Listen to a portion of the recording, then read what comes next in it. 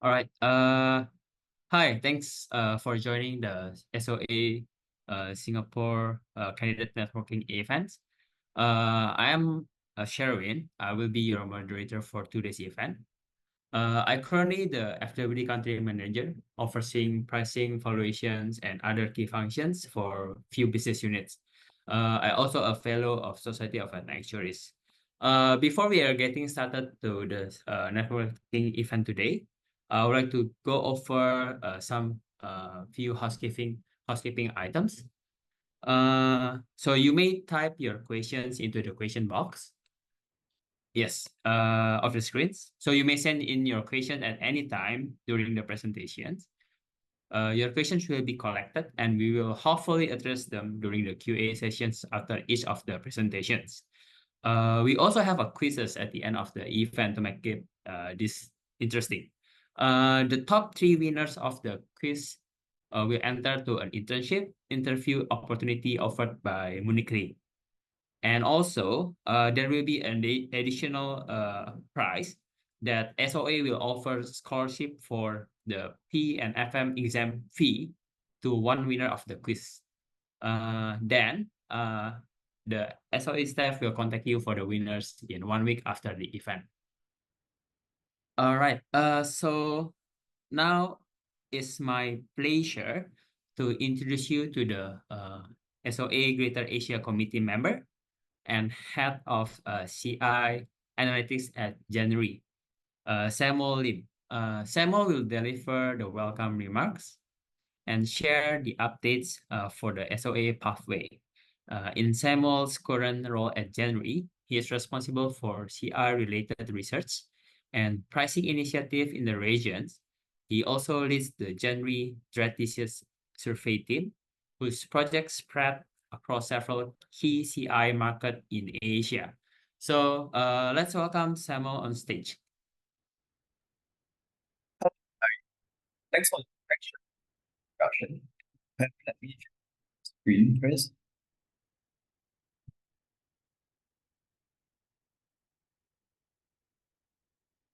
Okay, cool. Good afternoon, everyone. It's a pleasure to be here with all of you here today. And on behalf of the Society of Actuaries, I'm delighted to welcome you to this event that we designed specifically for SOA candidates in Singapore. As we look into the program today, you will see that we have incorporated various areas that would be important to you. It is not just the updates of the pathway by SOA, it also includes broader consideration on your career as an actuary.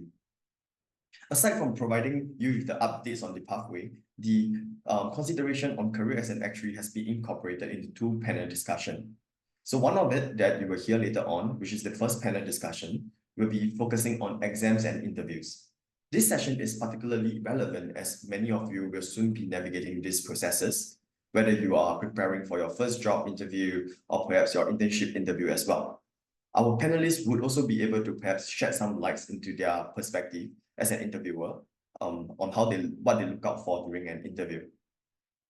For the second panel discussion, we'll take the broader approach, exploring the actual profession beyond exams and interviews. What are the career outlook to provide you with a better understanding on the wider career opportunities and what lies ahead in your journey as a future actuaries.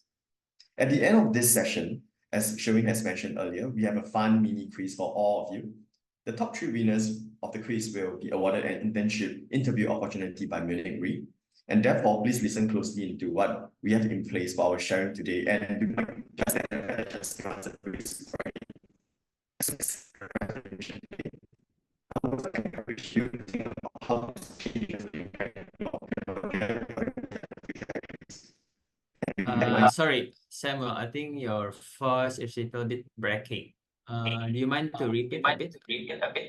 My fuss, sorry? Your voice a little bit breaking. Oh, okay, sure. I will stand closer to the microphone. Right. So as I was saying, we have a fun quiz at the end of this section. And the top 3 winners will be awarded an internship opportunity. And if you listen to our sharing today, you might just stand a better chance to listen to this. Uh,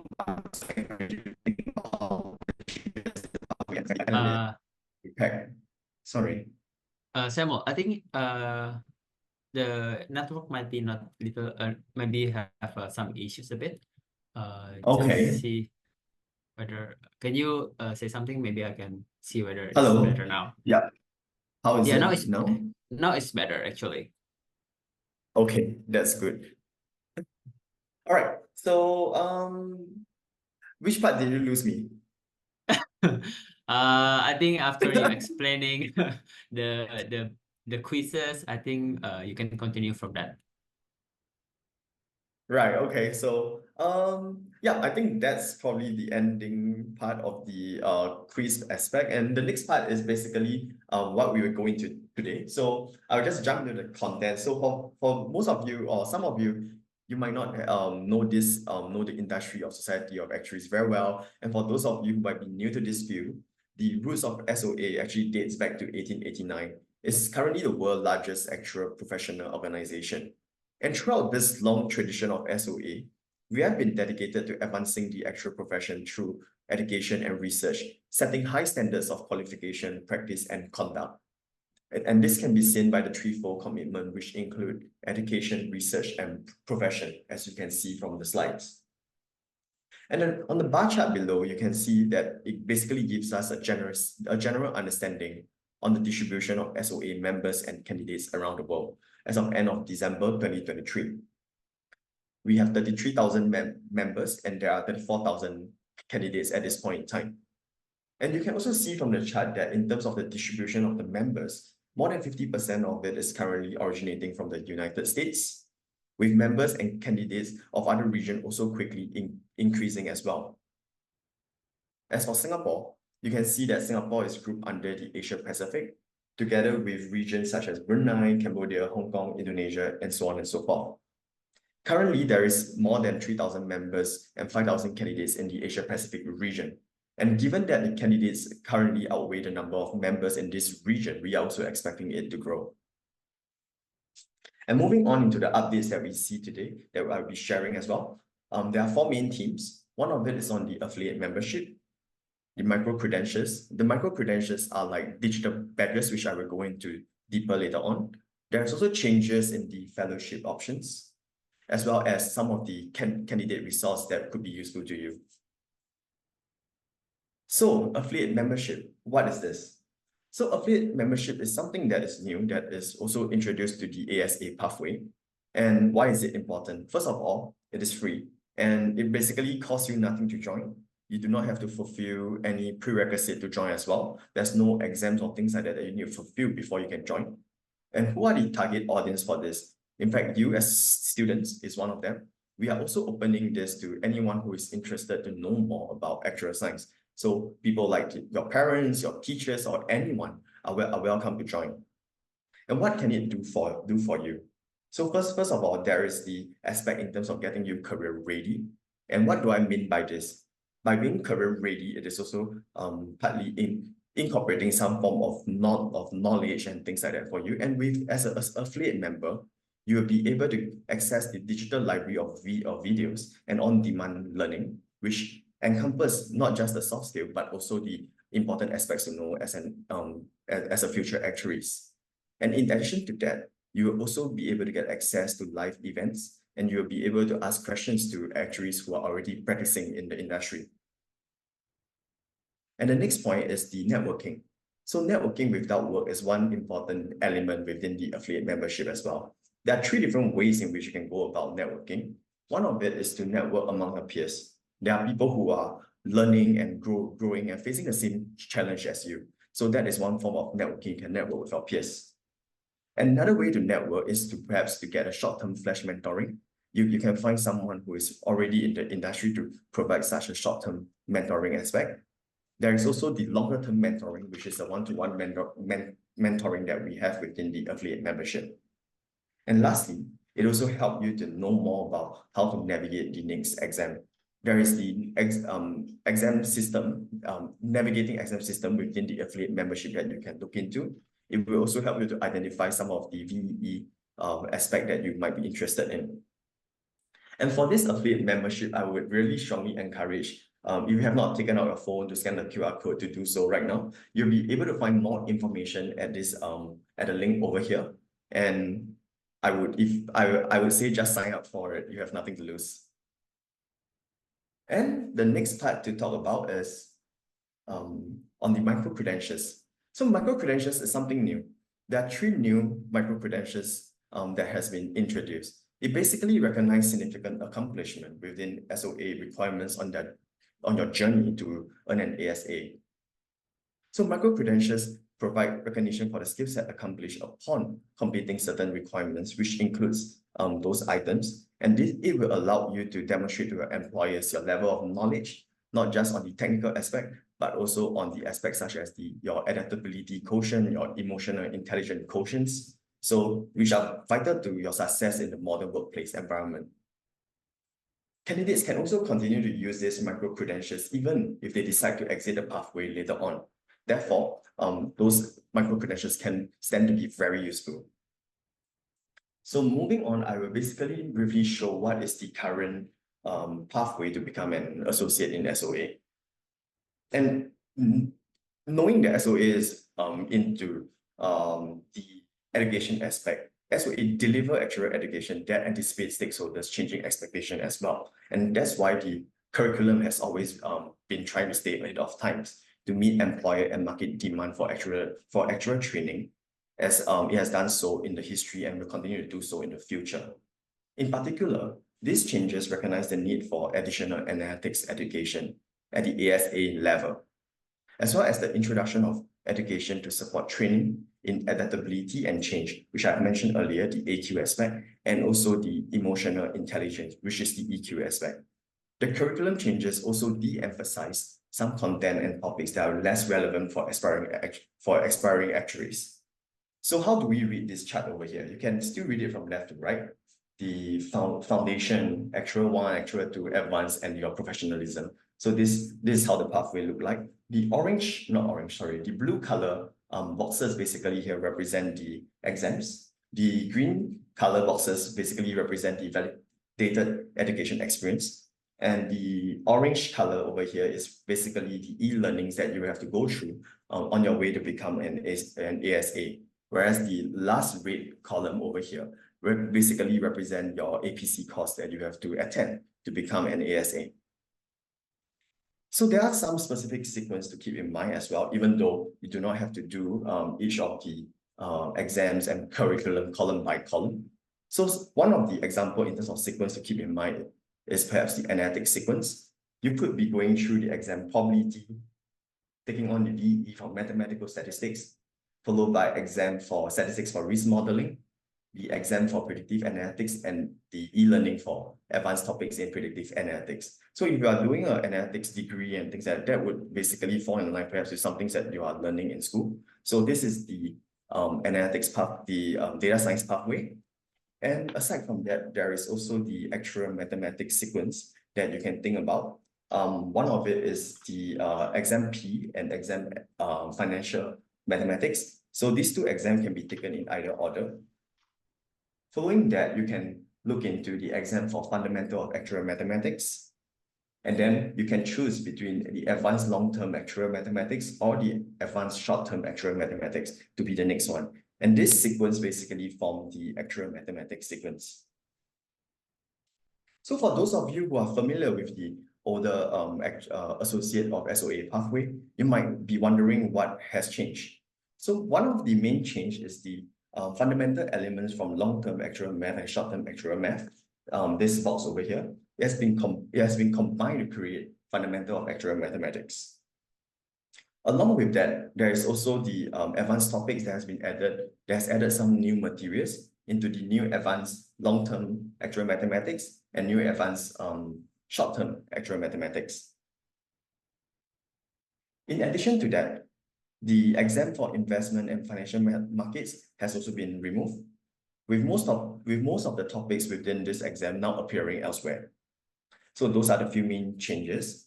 And other addition would also include, right now there are 2 new e-learning modules being added in orange below. So you will see it at the bottom in terms of pre-actuarial foundation and also actuarial science foundation. So those are the two e-learning modules that has been added. And because of these new modules that has been added, the previously 8 modules in the fundamental of actual practice has now been reduced to 5. So this is another change that has been added. And lastly, there's also a new project-based assessment called the Advanced Topics in Predictive Analytics. So that aspect has been added as well. You will see it at the bottom, which I have also earlier mentioned in terms of the data science sequence. So you might have wondered in total, does it take me longer to become an associate? And in fact, the total travel time has not become longer, and in some cases, it may be shorter as well. So that's the change that has been brought about. And aside from that, how would this fit into the micro-credentials? So the first thing to take note is the pre-actuarial foundation micro-credentials.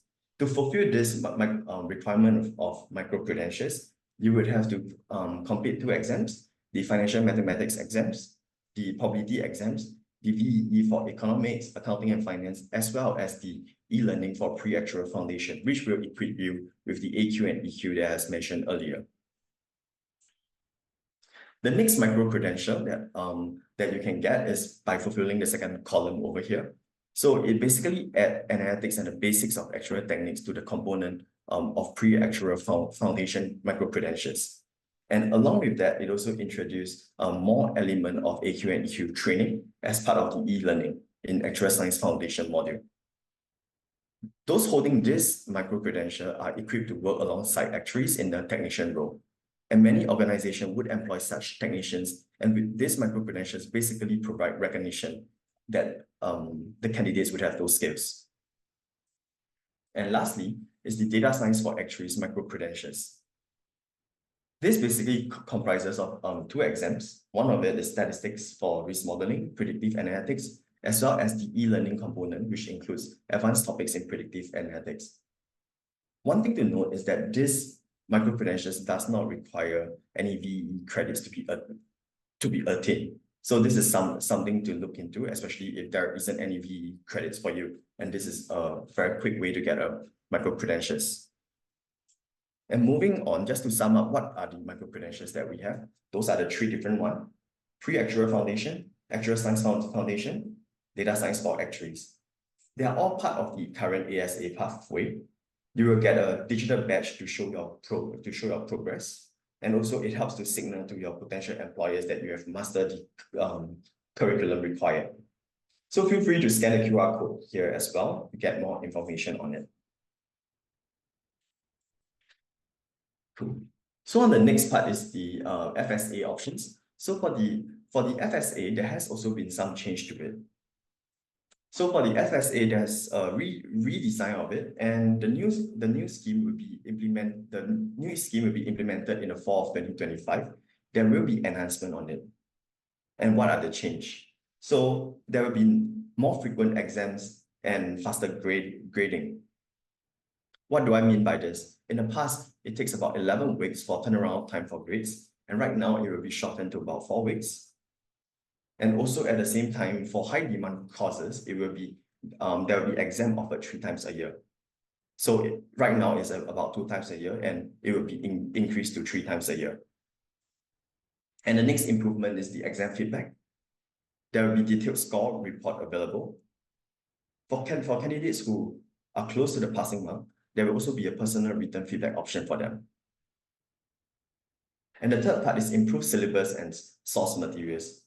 So as you know, SOA is committed to improving the learning experience by also improving the source materials. So some of the conditions that has been taken into account is the enhancement of recommended order through readings, guided examples, and practice problems. So there will be customization of existing literature, making in past exam questions that would be relevant to the current syllabus.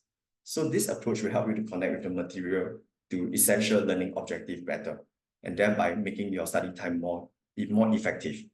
And more information on this will be shared in 2025 as the courses on redesign continue to develop. On the 4th point is the local regulatory material shift. So right now, I think if you were to look at the FSA pathway, there would be content in terms of the US and Canadian regulatory. And depending on the track chosen going forward, international candidates will also have the option to learn or bypass the US Canadian regulatory material. So there's a shift in that direction as well.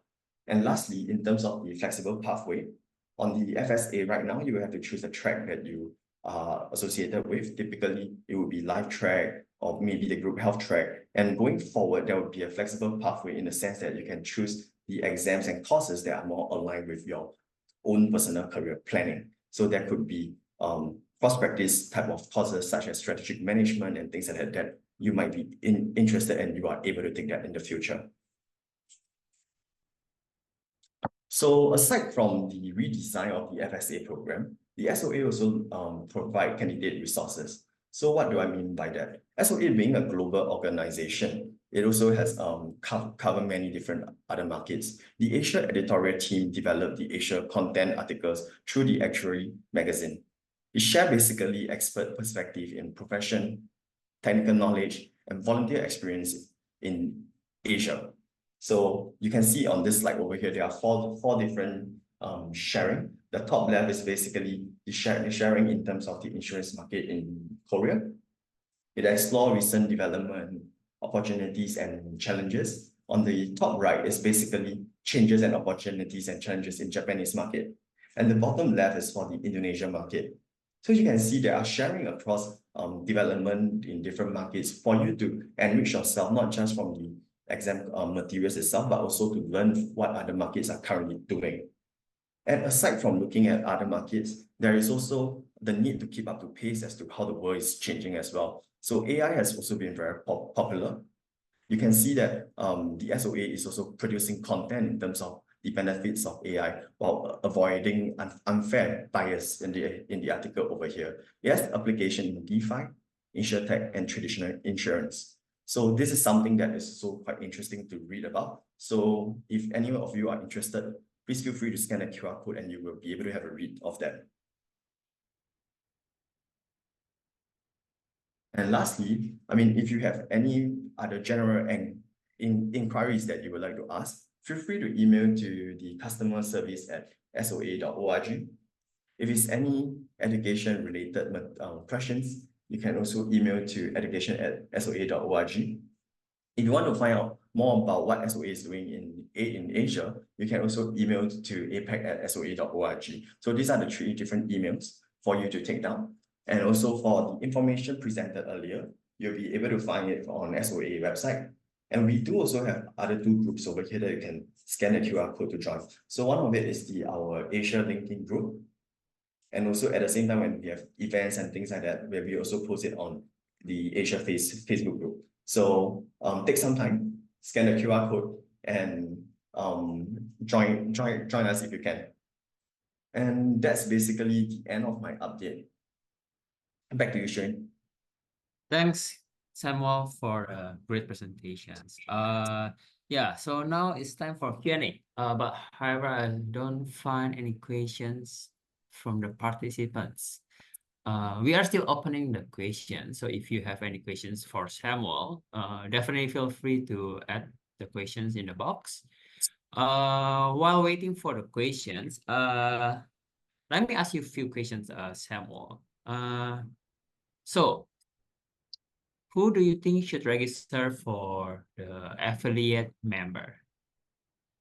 I would think that everyone should register for it. It doesn't cost anything, so definitely sign up for it. And if you are interested to start your career as an actuary, that would definitely be one of the first place that you should do so, because first of all, it's free, and next of all, you will be able to learn in terms of not just the soft skill aspects, but you will also be able to get more content from the actual studies as well. You might also even be able to ask people who are already practicing in the field to gain more knowledge about it. And therefore, I would say everyone should join.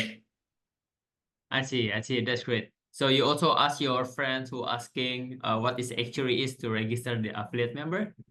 Yeah, it's free. So it depends on how in depth they would want to get into. But I would say that if you are interested in starting a career as an actuary, definitely that is the first place, because being free, basically reduce the barrier to entry by quite a bit. And even though you might be just trying to find out fact finding and things like that, that would basically answer most of your questions that you need. Understand. I think it's really great to have the affiliate members because I remember back then, I think like 10 years ago, my parents did not know about actuary. So they asked me what kind of job my job is. It's really difficult to explain to them. So I think for now, the parents can just register as a member. So we don't need to have time to explain to them anymore. Yes, and in fact, if you go onto the website there, there's basically three boxes over there. One of it is for parents, one for educator, and one for students. So parents definitely do have that place there. I see. I think we have some questions. Give me a sec. Let me open it. Right. So, question from Qi Jin. When do we have to fulfill the VEE models? It's a great question. So, Samuel, can you elaborate a bit on this one?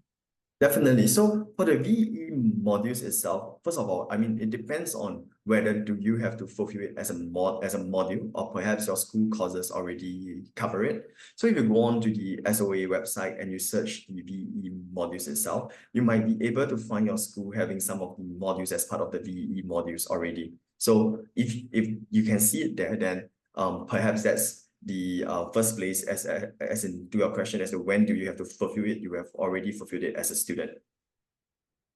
I see. I see. That's great. Okay. We do have one more questions coming from the QA box.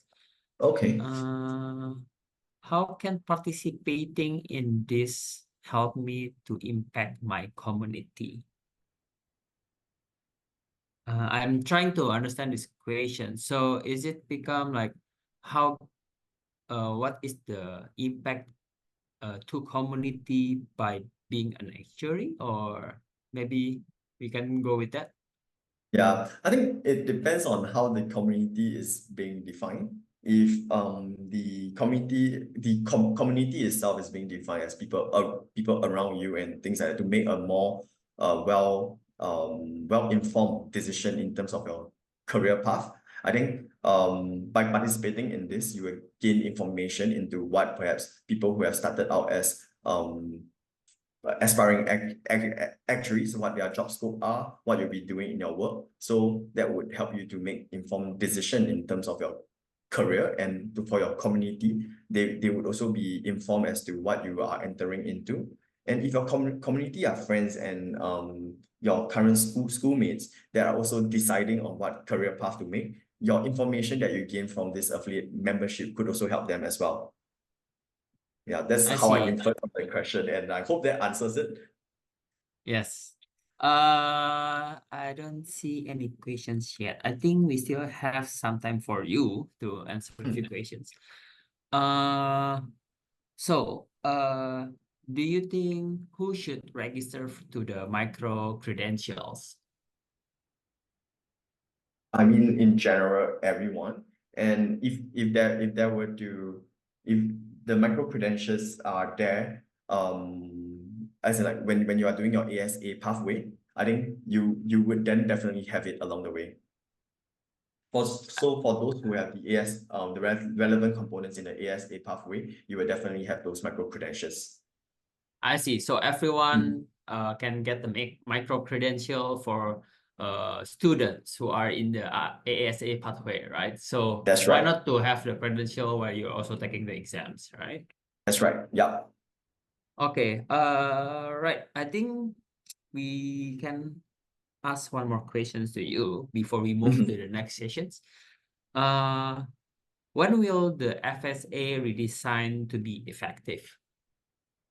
So it will be effective in the fall of 2025. There are also informations as to how the FSA for the fall 2025 would be. It is actually on the webpage of SOA as well. So basically the points that I mentioned in terms of having 3 exams instead of 2 per year and things like that, those information can be found there as well. Okay. Oh, Hmm. now we receive more questions. Let's go Okay. with this. For the exam pathway, do both actual mathematics and data science need to complete to be ASA? That is correct. So earlier in the slides that I've shared, you can see all the different boxes that you have to complete to be an ASA. So the micro credentials is actually part of it. If you are on your way to an ASA pathway, there's nothing extra for you to do to fulfill the micro credentials. You will get it along the way. I see. That's great. Mm. And the next questions from the students. What are the potential careers one can expect after obtaining the micro credentials? Right. So for the micro credentials, it is basically to help you to showcase to your employer that you have the basic AQ and EQ, you have the technical knowledge to do your job as to the ability that they expect.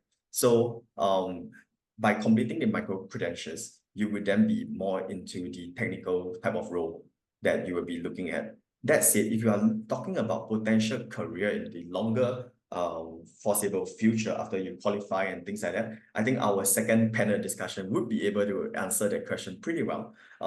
So they would be able to share in terms of tradition and non-tradition type of career outlook that is out there. Oh, yeah, I think it's really good to have a micro credential. If I'm a employer, definitely when I interview someone, having that micro credential will boost up the chance to get the job. Yeah. That's my take from it as well. Yeah. Uh oh, there's another questions. How does actual science differ from a more traditional financial or quantitative financial program? My personal viewpoint, I would think that for actual science, it is more multidisciplinary. For traditional financial or QF type of program, there wouldn't be as much in terms of the multidisciplinary aspect. And also at the same time, because for actual science, it is a lot more in the management of risk. You will look at risk from the qualitative aspect as well, not just from the quantitative aspect. I see. So Mhm. actually, actual science cover everything. Yes. Okay, I think that's all the questions we have. Yes, thanks Samuel for the presentation and also for answering all the questions. So yeah, let's move to the next sessions. Right. Thanks Thank again, you. Samuel, for everything. For the next sessions today, Amos, Jay, and Justin will share their experience on exams and interview with us. Amos is currently an actual analyst with Chubb as part of the regional pricings. He supports the reviewing of regional portfolios of short-tail lines, including fire, construction, and marine. On the other hand, Amos graduated from Singapore, SMU, Singapore Management University in 2021, with a Bachelor of Science in Economics and Actuarial Science. He is also a volunteer with the Singapore Actuarial Society, focusing on efforts to reach pre-university students to share on the area of actuarial studies. And the last is the J, currently the APA associate at Munich Re. He is working for business intelligence and gaining experience by moving across various teams and regions for 2 years. He is now working for the program operated in APA region, including Korea, China, Japan, Singapore, India, Australia, and South Africa. Jay is also an associate of Society of Actuary. Uh, Justin is a valuation actuary based in Hong Kong, with a diverse background in the insurance industry. Currently affiliated with Reinsurance Group of America, which is RGA. Justin has been working on both corporate and local reporting. Justin completed his bachelor degree of actuarial science, double major in computer science, and master degree of data science at HKU, University of Hong Kong. Additionally, he has been recognized as a fellow of Society of Actuary by SOA, awarded in September 2021. So let's welcome Amos, Jay, and Justin on the stage. Hello, everyone. Nice to meet you. Hi, Jay. Hello, I everyone. think yes, I think we have everyone here, right? Yeah, I can see Hello. your great face here. Right. So I have prepared some questions to you. So I think for the first questions, I would like to have Justin and Jay to answer this. Justin and Jay, how to prepare exams? Maybe we can start with Jay. Okay, let me start. From the starting point, I would like to say the background and situation what I have at the time. So I got our career qualification first, and then entered into this industry already before I started SOA qualification study. So for me, I should prepare this exam in more practical way. That's my condition at the moment, and because of that reason, I don't have like enough time to study this material in depth and like yeah and so on. So and also what I understood about this SOA exam is that it's already very practical.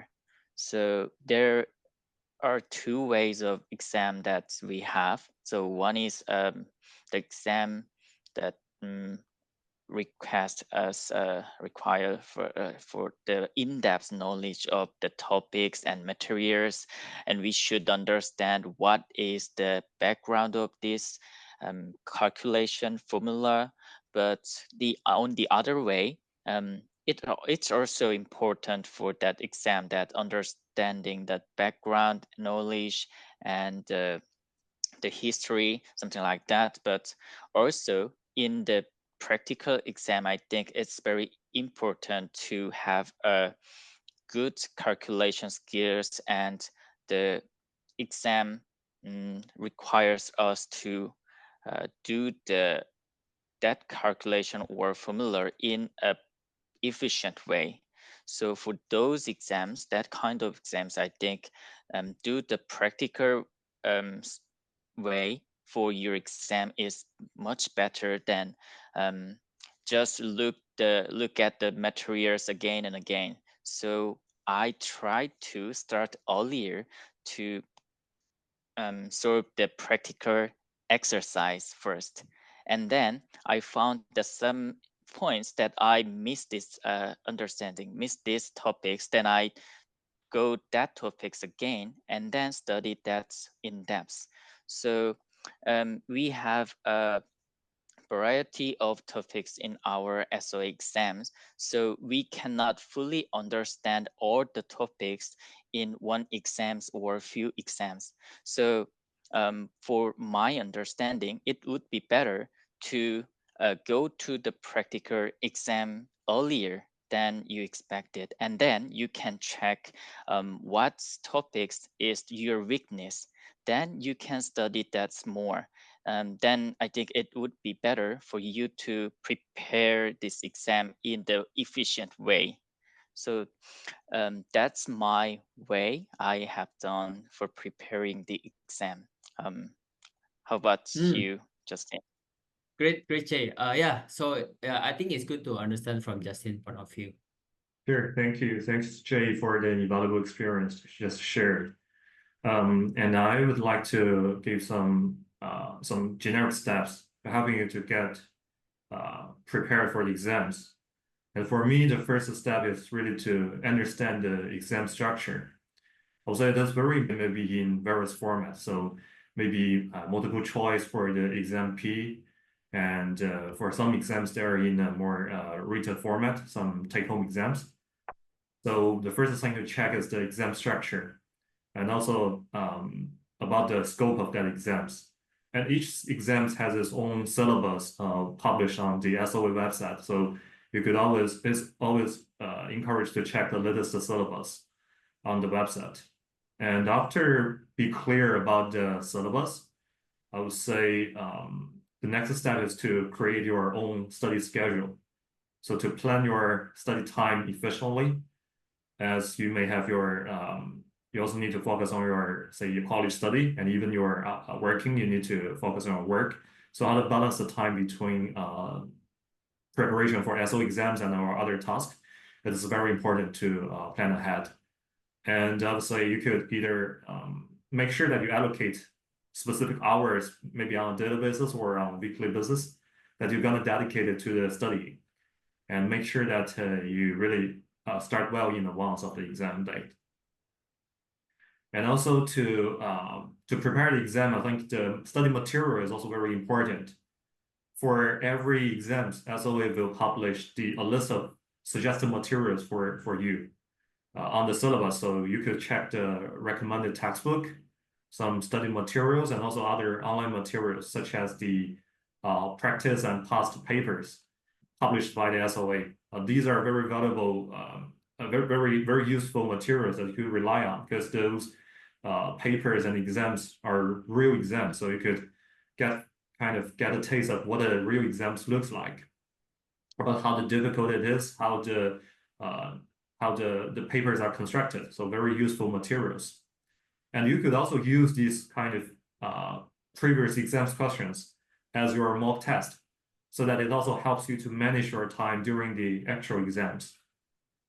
And besides that, I think you could also choose to join some study group. So maybe a local group, say with your friends, with your colleagues, or maybe an online one, maybe some online forums, or you could just study alone.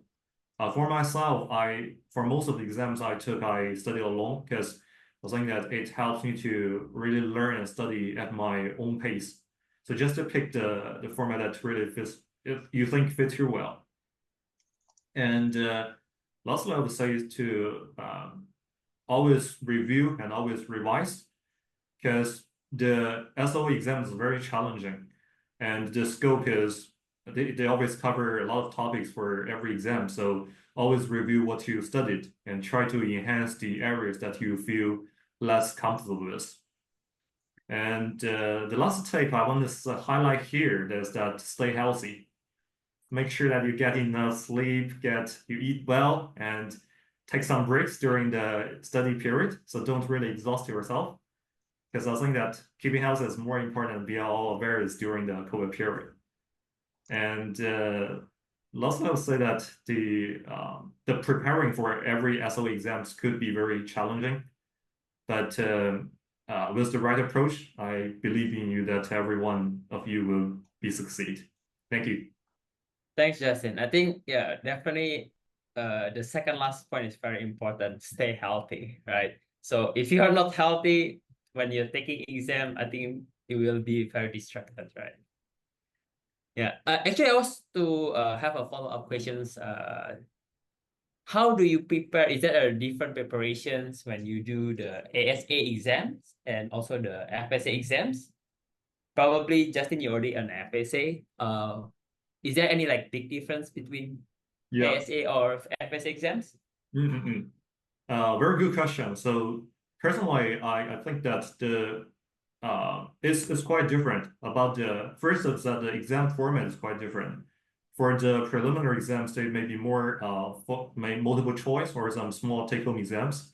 But for the fellowship exam, the exam itself is it contains more content, and most of the exams are written exams. And for the preliminary exams, the ASA level exams, most of the exams are focusing more about the technical skills. Say that the question could be just a multiple choice, so there is definitely a right answer. But for the fellowship exams, the exams require more about analytic skills, and it's more closely related to a real world work. So you're like the real world situation, you are solving some real world questions during that exam. So it requires you to do more analytics and really critiques about that case. So it's more like a case study, and of course, there is a right answer, but it's not a black or white question. There's always some rooms for you to critique and adjust. Personally, I think that, of course, the FSA exams are more challenging and more difficult. but it's more interesting and more close to a real world. I understand. Yeah, I think I also Yeah. feel there's a big difference. I think Jay, you also can a little bit explain a I bit. would like to add one point, yeah, with that FSA exam that I recommended for all of you guys that if you prepare your preliminary exam, then go to the practice exam earlier, a bit earlier, and then find what is your weakness and then study that points again. That would be efficient. But when it comes to FSA exam, I think if you go to that exam practice, like some exam practice example earlier, a bit earlier, then there may be nothing you can do at the at that moment. So for the fellowship level exam, actually I'm currently studying that, and I feel like we should do deep understanding before go to the practice example. Yeah, in that fellowship level exam, that would be better. But so my recommendation was fit for preliminary exam, I think so. That's great. That's great advice, Jay. And also good luck with your preparing the exam. Thank you. Okay, let's move to the next questions that I have prepared. So this question, I think Amos and Jay also can ask the question, answer the questions.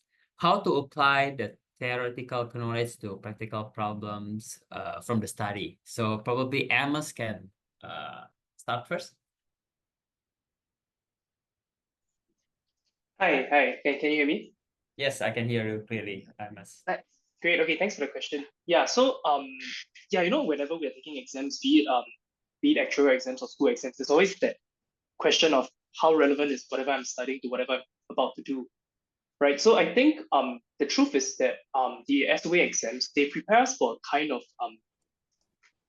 I guess rigor that is required in the field, because there are a lot of times where you go into a company and the truth is there are already a lot of models that are already in place. There already be many Excel sheets, and every company has a different process, right? So sometimes as a student, you go in there with like high expectations. Oh, I'm going to start creating new models. Usually that doesn't happen in the earlier stages, right? It's only when there are some kind of business requirements coming from the higher ups that you feel that they say, oh, we need to relook at the model, and that's when you start from scratch. But otherwise, there are a lot of times where you go in and everything's already there. So I think what the exams do to prepare us for that is that a lot of times there's going to be a lot of ground up learning, and whatever we learn from the exams will help us to understand what is being done in every step of the way, right? Because it's a very real concern is that everybody in the actuarial field is busy, right? So it's going to be very difficult to like have time to ask for like a hand holding kind of experience where someone walks through the entire model with you like 24/7. That's really very difficult. So it is really the kind of things that we study from let's just say, for example, life contingent kind of models, right? That you go in and then you start to understand, okay, this is what is being done at this stage, this is what is being done at this stage. And then you start learning all the different levels of loading and discounts and everything. And this is where you start to understand what's being done at each step. So what's very important is that these exams give you the tools to understand whatever is being done at a different company. And this thing will differ from company to company, right? And what the exams do is that it really does give us that, I guess, strength and resilience to go into any of these models and actually have like a shot of understanding what's going on, right? So I do feel that the exams prepare us that way. And one very good thing that the SOA has done recently is that they've introduced okay, not say very recent, but compared to like the L10 period, the STEM period, it's a bit different, where they've introduced models like PA and SRM exams, right? So for these things, it's you can see that the SOA is also quote unquote keeping up the times, because it's almost impossible that you go to some company and you do actuarial work without some kind of code that needs to be done, right? So what this does, right, is that it also allows you to have a taste of what actually happens in the company. Like in a sense, at least for where I'm at least for the GI side, there's a lot of Python that needs to be done. There's a lot of SAS that needs to be done. there's a lot of SQL that needs to be done. So these things start to give you like that little bit of logical coding training at the exam level, which eventually gives you the tools necessary to make your work transition an easier one. So I would say that the exams really, the material itself is very relevant to whatever we're doing, and the kind of rigor that you do, right, to prepare for the exams and to take the exams and so on and so forth, those are the kind of things that will really push you through when you feel like you have a little roadblock at work where you don't understand why a model is being done a certain way. Yeah. I see. So you are talking about more perseverance after taking the exams, and you are, I think we had more difficult times during the exam, so will be easier. Work will be difficult, right? But the exams make it less difficult, right? So yeah.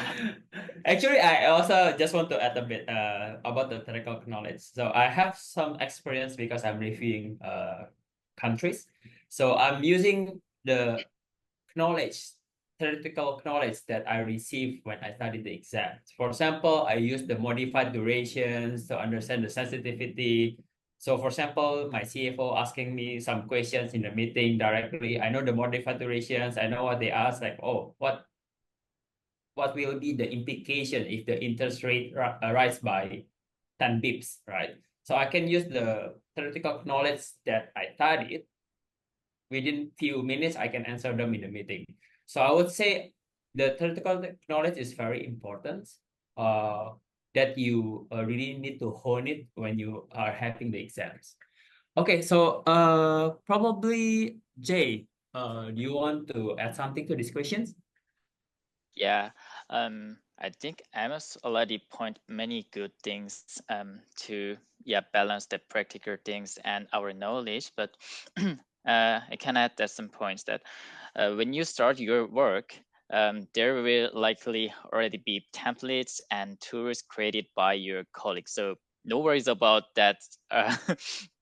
Make the balance between the understanding of your basic knowledge and the practical ways, because you have some examples. So I think actuarial science is already highly practical. So we are not studying the pure mathematics or pure any other knowledge. So it's already very practical. So the concept we've learned are likely already embedded in those resources, and you have that when you are working. So the first thing you should do is review these samples to see how they implement what we have learned.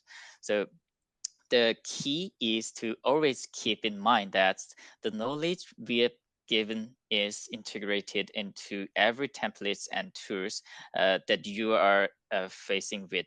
So from the from when we are studying this actuarial exam, we don't need to that worry about how to harmonize this understanding with our practical tools and templates, because you will have the sample. So once you experience the practical application and make the connection with your knowledge, you will have the opportunity to think about which areas could be further improved by yourself. And after that, you can make your own template and tools from the bottom. So yeah, you already have some knowledge to how to build the practical usage from your understanding. So I would advise you to value that opportunity that in the early period of your career, that's very valuable for you. So please think about that opportunity greatly. Yeah. That's my Thanks, Jay. point. Thanks, Jay, for adding that answer. Okay, let's go for the next questions. Let me see. Okay, let's get back to Justin again. What are the necessary skills for someone starting in actuarial? Yeah. I would say for anyone who wants to start a career in actuarial, I think it requires a blend of both technical skills and also soft skills.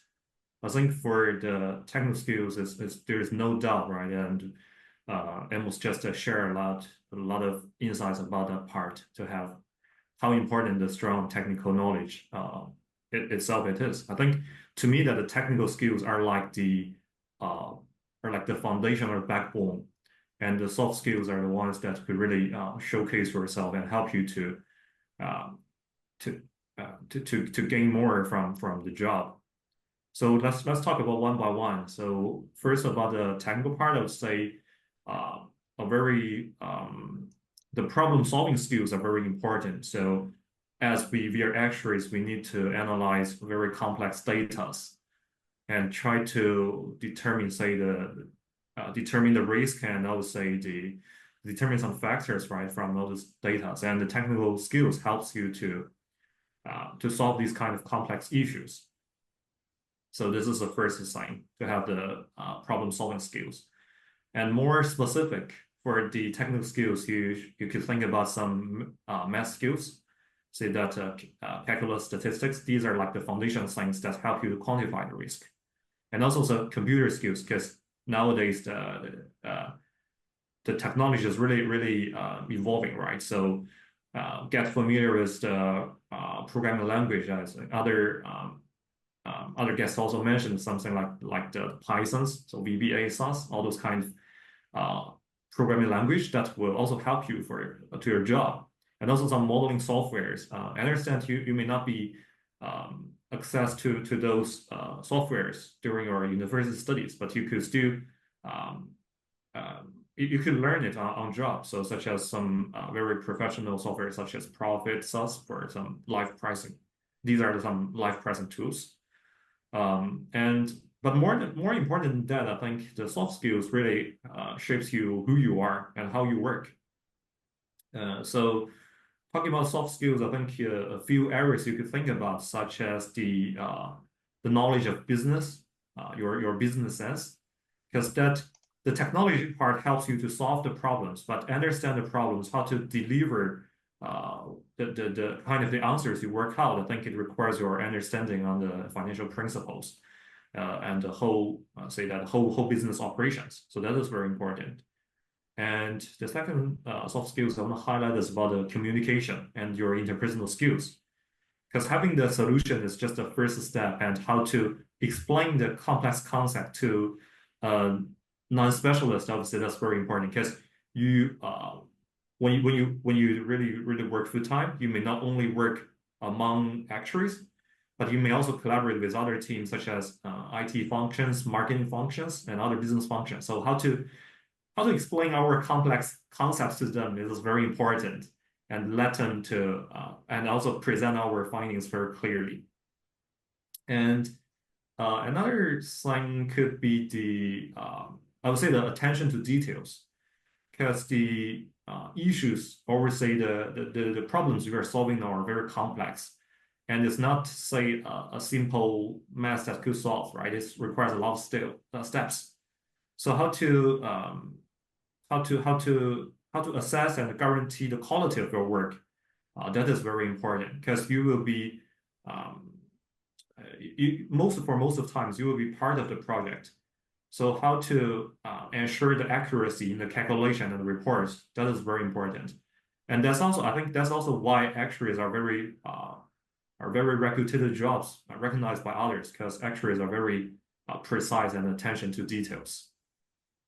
I think that's all the skills I want to share, but I understand it's not all the skills, because I think if we really talk details, we cannot finish in 1 or 2 hours. But these are some important skills I think very important to me, and hope this will help for you guys. Yes, I think actually I really agree 100% on the soft skills, especially the communication. I have some experience in the I think I want to add one more soft skill that is very, very important for actuaries, which is negotiation skills.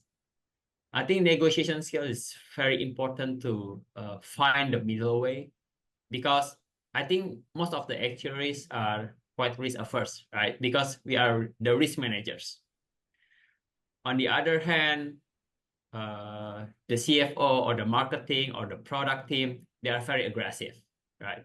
They want to give some aggressive assumptions in a way that their profitability is very high. But us as an actuary, we need to strike the balance between profitability and also the liability that we need to reserve, right? So as an actuary, I think we need to find the middle way in a way that to satisfy all stakeholders. So I think negotiation skill, soft skill is at the later stage of your career is going to be the most important one. But definitely technical skill cannot be forgotten because that's the part that will help you to negotiate. Right. So how about you, Amos? Do you have any answer for this question? Yeah, so I was trying to find something to say because both of you have answered so excellently that I was like, okay, how do I end on to this, right? So definitely, I think some important pointers that you guys have pointed out is that technical forms our bread and butter, right? We don't have the technical, we don't have to talk about anything else because as an actuary, our credibility depends on the amount of detail, amount of attention that we have in our bread and butter technical skills, right? But also to build on what Sharon has just shared, right? So the truth is that as we go up, a lot of times we're going to need a lot more communication, negotiation, business acumen, all these kind of skills. Because I think one thing that sometimes, or even for me, that I initially forgot when I started working, right, was that actuarial is still a function of an insurance company, right? So the main business that is brought in is still going to be at the distribution side. For the GI space, it's still going to be like the underwriting side, who does the overall portfolio analysis of whatever's going on, right? So think about this example, right? I'm a pricing analyst, I'm a pricing actuary. I churn my data for a good month before I finally arrive to say, okay, the loss ratio I'm going to apply on this is 30%, right? Based on whatever I see. Okay, this is the most accurate example I can give.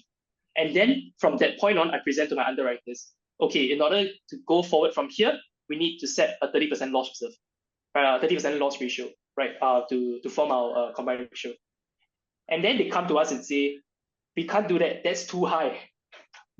Can you please push it down? But then you're just like, I can't push it down. I have analyzed this, and anything below this is below technical. It's going to be very dangerous for profitability, right? And then you start to get annoyed because they're pushing you to put for 25%, but you know, like something just doesn't sit well with you when you put a 25%, right? So at a situation like that, right, it's when we start to understand that our concern is the accuracy of the numbers, right? But for underwriters, their concern is with profitability.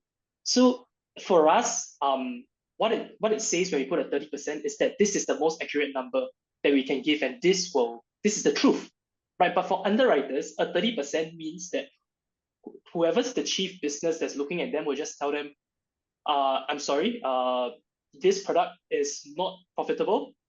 I will have to cut your bonus, as an example, right? And then you start to understand, like, okay, so that's why they can't put the number that I use, right? So from this kind of like these kind of things will happen a lot, not just in the actual function, but a lot of jobs as well. And it is really important for us to understand that going into work, right, is also about these soft skills, about how we communicate with one another, about what everybody's own interests are, that will start to I guess dampen the negative effects that might come from the way that people tell us no. Because just imagine for that moment, right? You've churned out the 30%, and then they just say, no, I don't want to use that number. It just feels like, all your hard work went to nothing just because someone's not happy with that.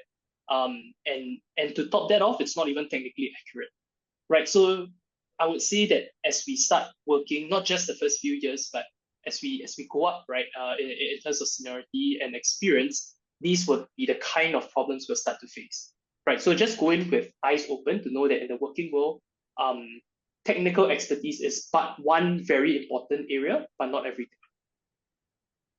I understand. Yeah, I think it's really good inputs, Amos. Yeah, I think what you have said is also happening not in only in insurance industries, but also everywhere in the world, because we need to see the picture holistically, not only from the actual perspective, but also we need to stand in the shoes of other department, right? Because other department have their own KPI. You also have your own KPI, right? So we need to somehow position ourselves in their view. Yeah.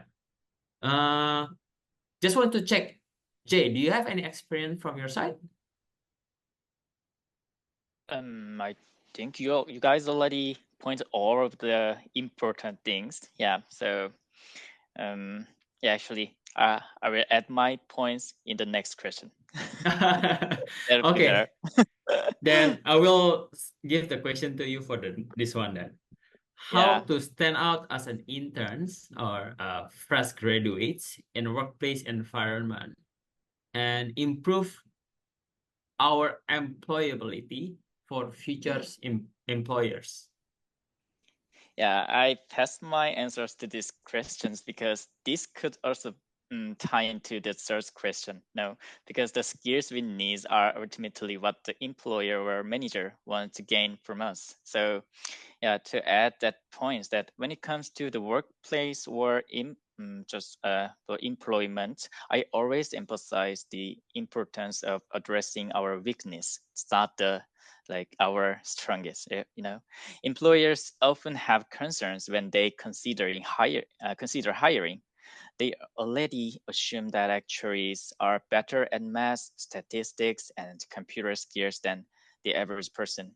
And your resume usually likely highlights your strengths well already. So therefore, when we meet them, it's beneficial to focus on alleviating their concerns.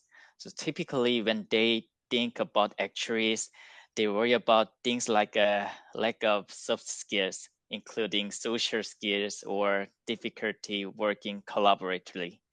Yeah, you already have that kind of stereotypes too.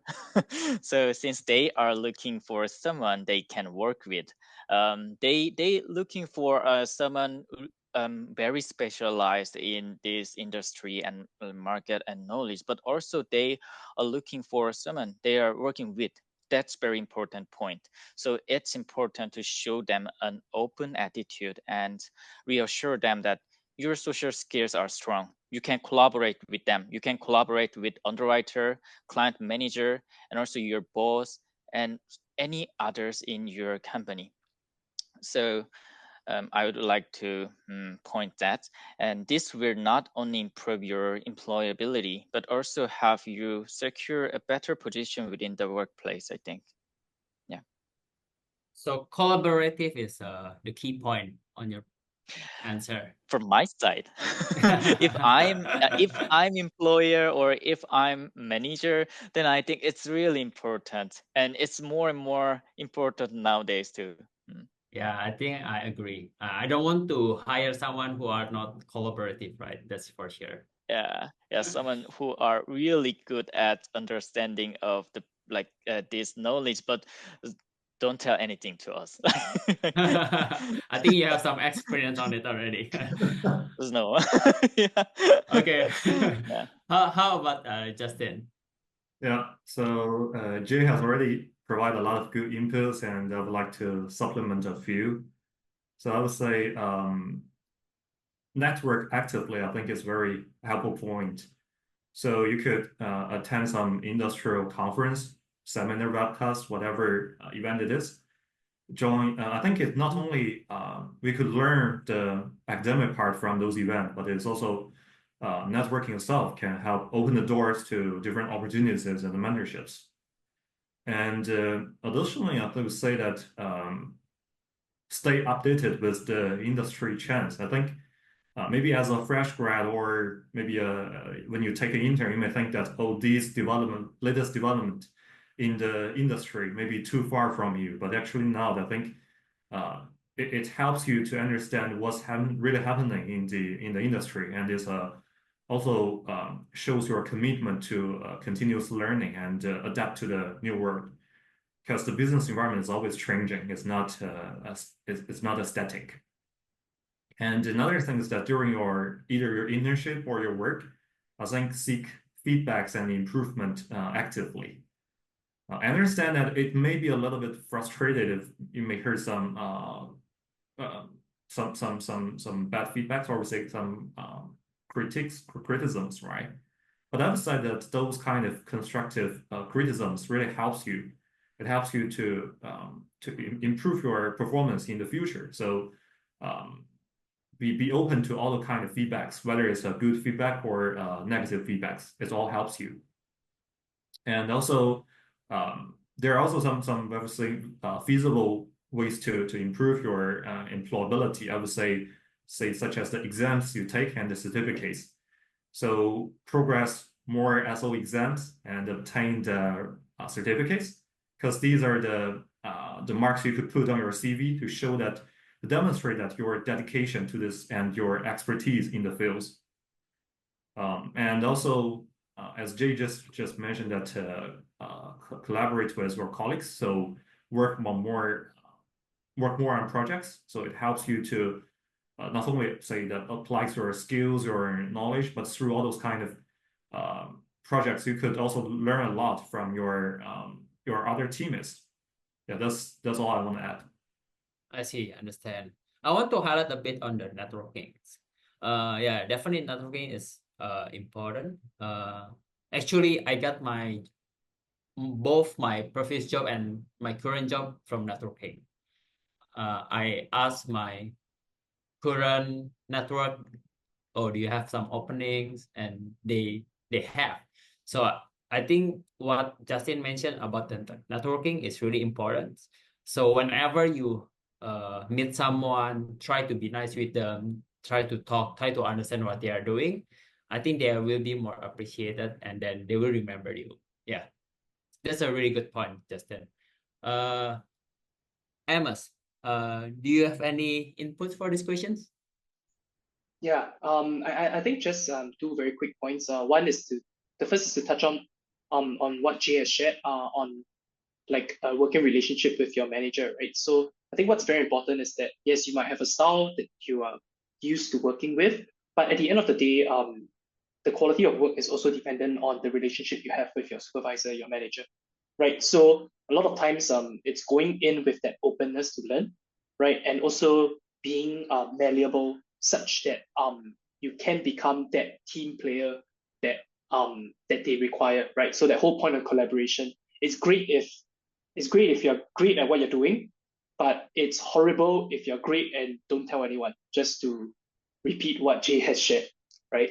So that's one. I think the second one is also just this is a personal belief of mine, which is that when you go into anything that you do, focus on doing the best that you can, right?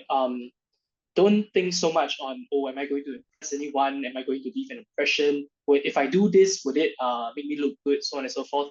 Those things will come, right? As long as you focus on your own output and your own growth, I think that speaks volumes about the kind of professionalism that you as an individual will possess. And just like that, right? Usually a lot of times, this standing out, this outstanding label will follow, right? Just because you're focusing on becoming the best version of yourself that you can be, right? So I would just say that yes, it is always better to leave a good impression, but focus more on the personal growth, because that is something that cannot leave no matter where you go, because it's a part of yourself. Yeah. Thanks, Amos. Right.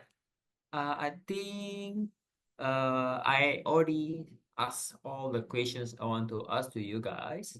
Maybe we can go directly to the Q&A sessions. Yeah, for anyone, for the students that want to ask questions, feel free to lock your questions in the QA box. Actually, I have one question related to diversity. So maybe Jay, Justin, and Amos, you have your perspective you have experience on this. So the question is, what is the gender distribution in an actual career? So maybe you can have some statistic, like ballpark figure from your current workplace. So probably I will start with Amos. Okay, sure, thanks. Okay, so the answer is if you're going to work in an American company, there is no him, her, and we go by pronouns. So it might be a excluding statement to do that, to say like what's the distribution. In general, right, for me, across the places that I work, when it comes to this distribution, right, I personally don't have any. I wasn't shocked by any like composition of like people that are working in this industry. So I can say that because there's no shocking like observation, it's probably pretty even and evenly distributed. Yeah, I wouldn't say there's like a dominant group in this function, at least from my perspective. I see, I see. I think in general I see there are if I see the statistic from SOA, I think still the majority number are still male, but I think this is shifting more into female. Actually, I have some experience when I work in Indonesia that my team actually more female. So it's probably is different by regions. And maybe yeah, some countries have more male and some countries have more female. Also the work pressure or also like the different industries. So yeah, perhaps it's gonna be different for each company. So maybe it's good to get some insight from maybe Jay or Justin. So Jay, do you have any inputs?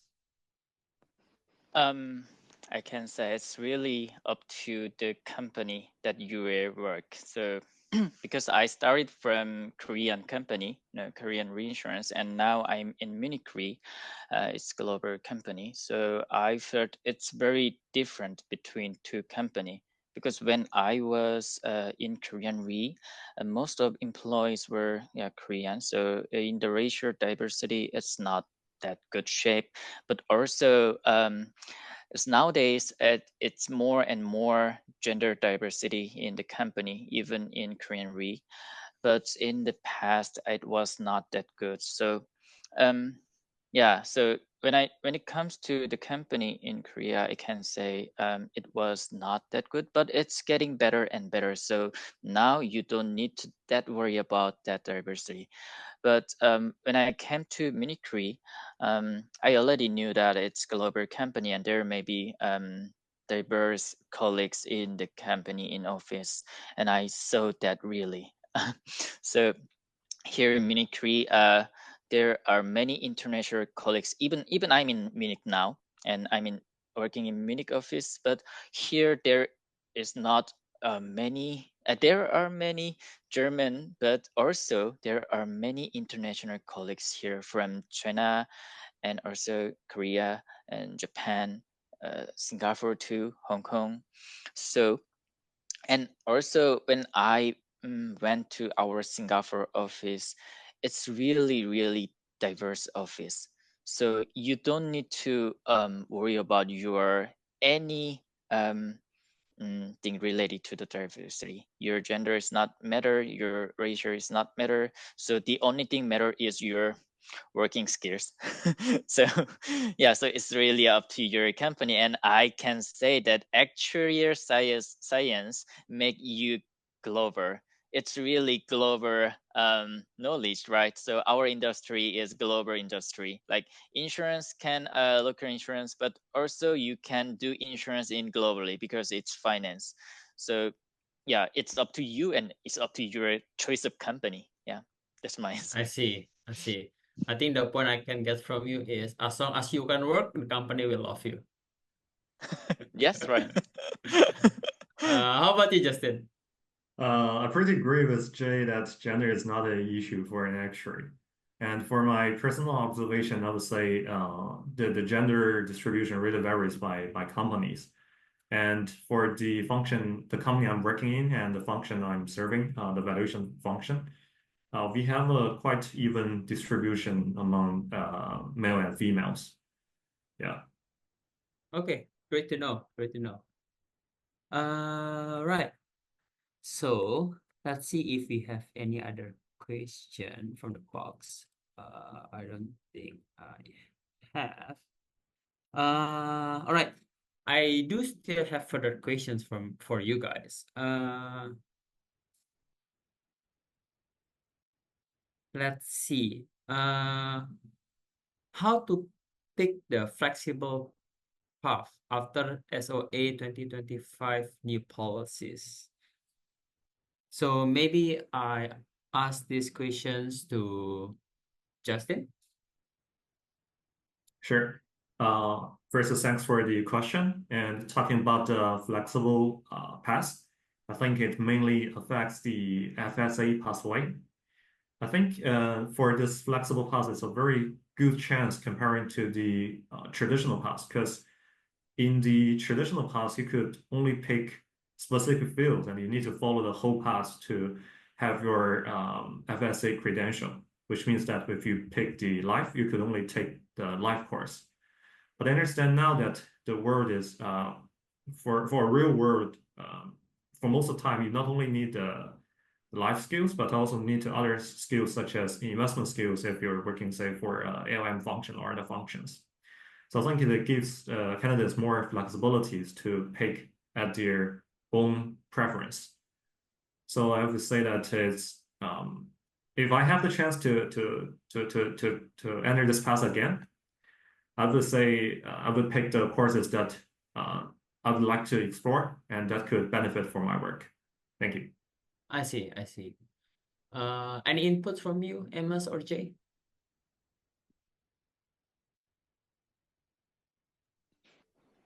I can only say I like it because I'm now doing that. So maybe I can think about the flexible path for me too.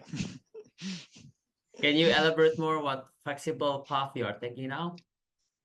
Not yet, but really, I think I will think about my own past, because it's really different to each other. That's the requirement of our skills in the workplace.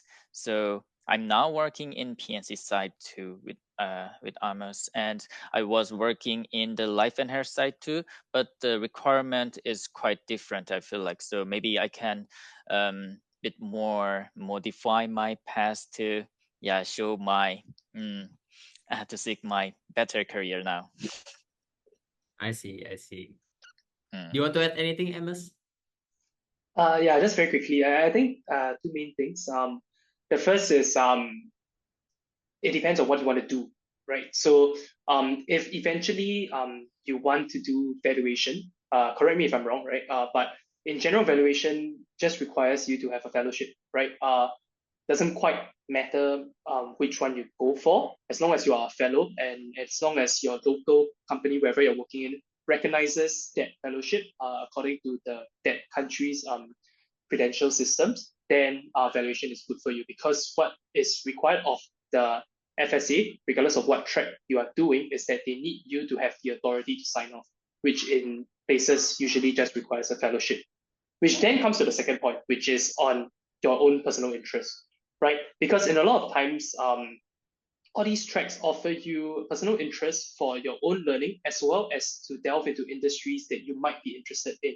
So this really is a bigger benefit.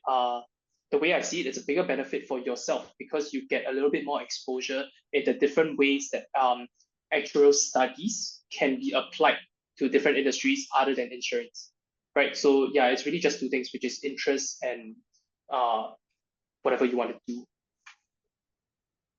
I see. Thanks for the input, Amos.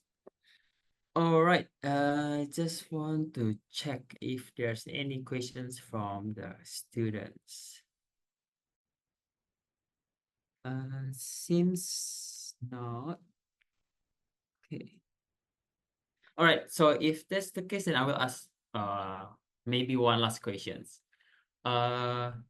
Amos, can people with unrelated degrees, which is non-actuarial, work in the insurance industry as well? Okay. Straight answer, yes, definitely. The way I think, at least in my so I work in the PNC side, right? In the pricing function, you don't need the fellowship. Okay. I say this with a bit of caution, because a fellowship is what the average market person has right now. But when it comes to skills itself, experience is more important than your fellowship when it comes to the pricing function, right? This is vastly different from valuation as far as I understand. But the reason is because you need to be good with data. You need to be good with understanding whatever is happening for your line of product, right? So at the end of the day, domain knowledge is what's very important. And the mathematical skills that you have is going to be your bread and butter, right? So I wouldn't say that actuarial knowledge I wouldn't say that an actuarial studies course is the only place where you can get this knowledge, because I have seen people who graduate from statistics, who graduate from math, who are doing pricing functions, and they have not gone for any of the actuarial designations, right? So this is for actuarial, but also bearing in mind that an insurance company is huge, so there are a lot of other functions that you can do, including claims, underwriting, distribution, so on and so forth. I see. Understand, Amos. Oh, actually, I received one question. I think it's quite interesting questions from Ran. So the question is, would you say that actuaries usually start in the back office, and those who can transition into the front office often have more career prospects? He heard it from seniors that the back office is often considered as an expense, and front office is considered as an asset. Maybe I would like to give this to Justin. Thanks for the question. I'm working in the back office, but I don't think myself is expense only. I think I would say everyone in here is working in the back office.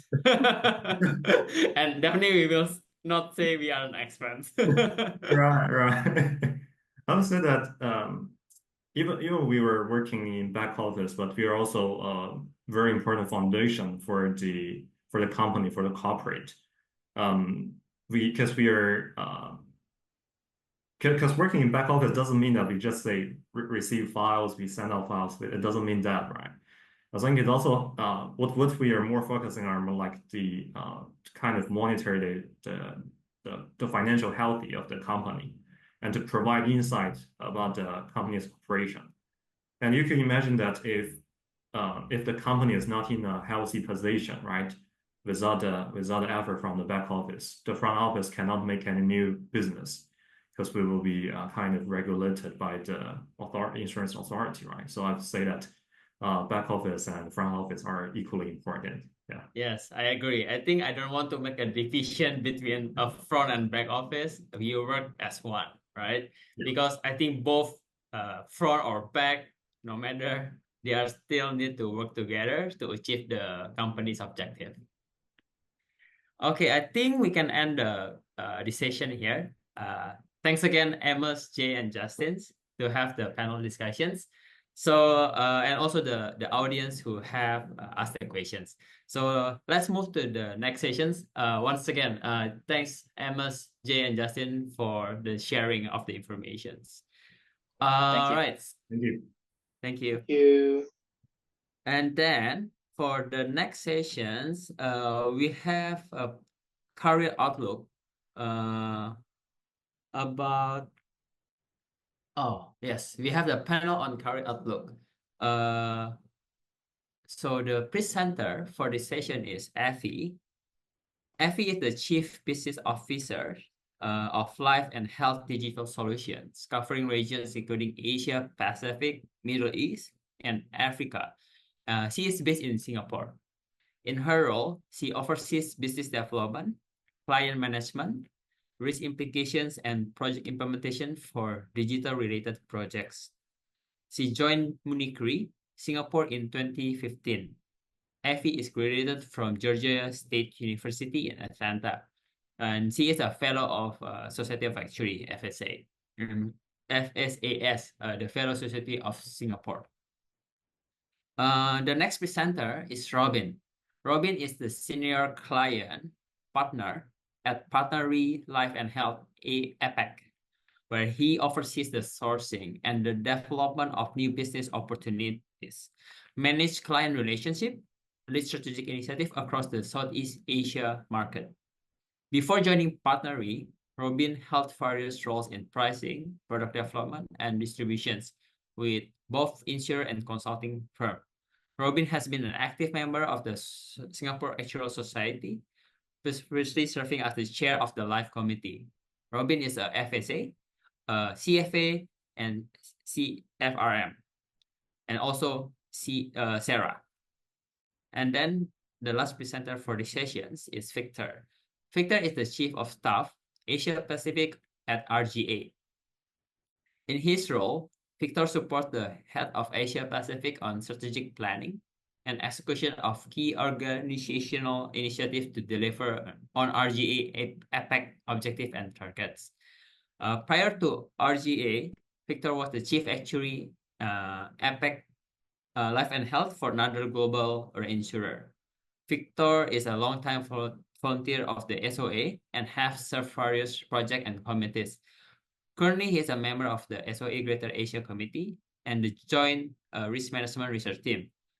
Victor is an FSA, FCIA, the Canadian Institutes, and also Sarah. Okay, so let's welcome these presenters. Hi, Effie, Robin, and Victor. Hello. How's everyone? Hi, Effie. Hello, Hi, Robin. hello. Hello, everyone. Hi, Victor. Yes, I can hear you guys clearly. All right, so let's start with first questions. Would having experience working abroad makes material difference in career progressions? So I will ask these questions to Effie first. Okay, I think first of all, very nice to meet everyone, and I had the privilege to also listening the previous session. So I think some of the things have been mentioned, but specifically on working abroad, right? So in my view, it does make a difference, right? But how material the difference, I think, varies case by case. But to me, at the very least, it should not contribute negatively to your career, right? So as a brief backgrounds, I grew up in Indonesia, but I left quite early. So I left when I was 15. I went to university in the US and then worked there for a few years, and then moving back to Singapore 10 years ago. So in my view, when you can show your employers that you work abroad, first of all, it shows that you are independent, you are adaptable, you are willing to take on the challenges and really going on, beyond your comfort zone, right? And in fact, until now within Munich Re, we have some high potential programs, and one of the criteria is actually mobility, which is to gauge how mobile you are to move within the company. I think earlier someone mentions around networking, and I would say networking is very crucial, especially as you grow in your career, right? And networking can happen at any time, right? Even within your work, within your company, the people you're dealing with, that's part of the networking. But I think if you work abroad, I think that expands the network of contacts, which you can basically open up new opportunities. I think, Sherwin, you mentioned about getting a jobs from your networking, and the same thing. If you plan to move somewhere, even if that person doesn't give you a job, that might help you to ease into it or learn about the culture or learn about the job or the role. So when I left US about 10 years ago to Singapore, until now, I still kind of in contact. And even sometimes, we'll be meeting, say, in Europe somewhere because of, we happen to be there at the same time, for example. So I think even if you don't have a chance or not even thinking of going abroad, maybe at this time, I think expanding of your professional network is very, very important. So, and if you have colleagues, if you happen to work in MNC or regional team, really start building that connection now. That's very important. You might realize that communications also varies, right? Because there are cultural differences across countries, across companies. And the more you are exposed to these different cultures, different communication styles, different ways to do business, that will make you more conscious and more effective in kind of working in a diverse team, right? Because we are not working in a solo. We interact with colleagues, we interact with clients. So communication, I think, is another one. And the last thing is, I think there was a questions earlier around, say, technical or business development, right? I think to me, it's not about maybe working abroad or working somewhere else. It's about giving you different exposures, right? Especially at the early stage of your career. The more exposures you have, whether this is market, this is product, whether this is different lines of business, it is important because that gives you that variety of things that you can test. And is this the right fit for me? Is it not? When I was in the US, I was handling the disability income, but in Asia, disability income is not very popular for various reasons, right? So because of that, there's not a lot of expertise, right? But because I had that experience, I could actually leverage that, and I could actually share with the people in the business unit. So I think to just close it off, I mean, not everyone here may have a chance to work abroad in a career, or maybe you don't choose to. But I think with the world, getting more connected these days, right? We see how the impact of COVID really turned everything off. I think if the opportunities come to you at whatever level you are, I will strongly encourage you to seriously consider it. It's never easy to move, but you never know the growth opportunities that comes to you after. So that's my answer. Yeah, actually, I agree with you, Evi. So basically, we are Indonesian. Yes. Jesse from my name. Yes. So I actually studied in the Netherlands, and then after that I moved to Indonesia, work in the business unit, and then after that I got the opportunity to work in Hong Kong, in the regional office, and now I moved to a different company, working in the group office. So I've been into the group office, I've been to the regional, and I've been to the business unit. So I think they are all have a different perspective on how to manage the business. So I would say that it's not really. I think it's quite important to is have a benefit of having to go abroad, like probably to hone your language skills and to be more diverse. But I think I would say that Effie mentioned it a bit on these rotations. I think it's really good to have a rotations to have a different department. For example, if you experience in pricing, valuations, risk management, I think it's really good for your skills to be to have a more courage prospect in the futures.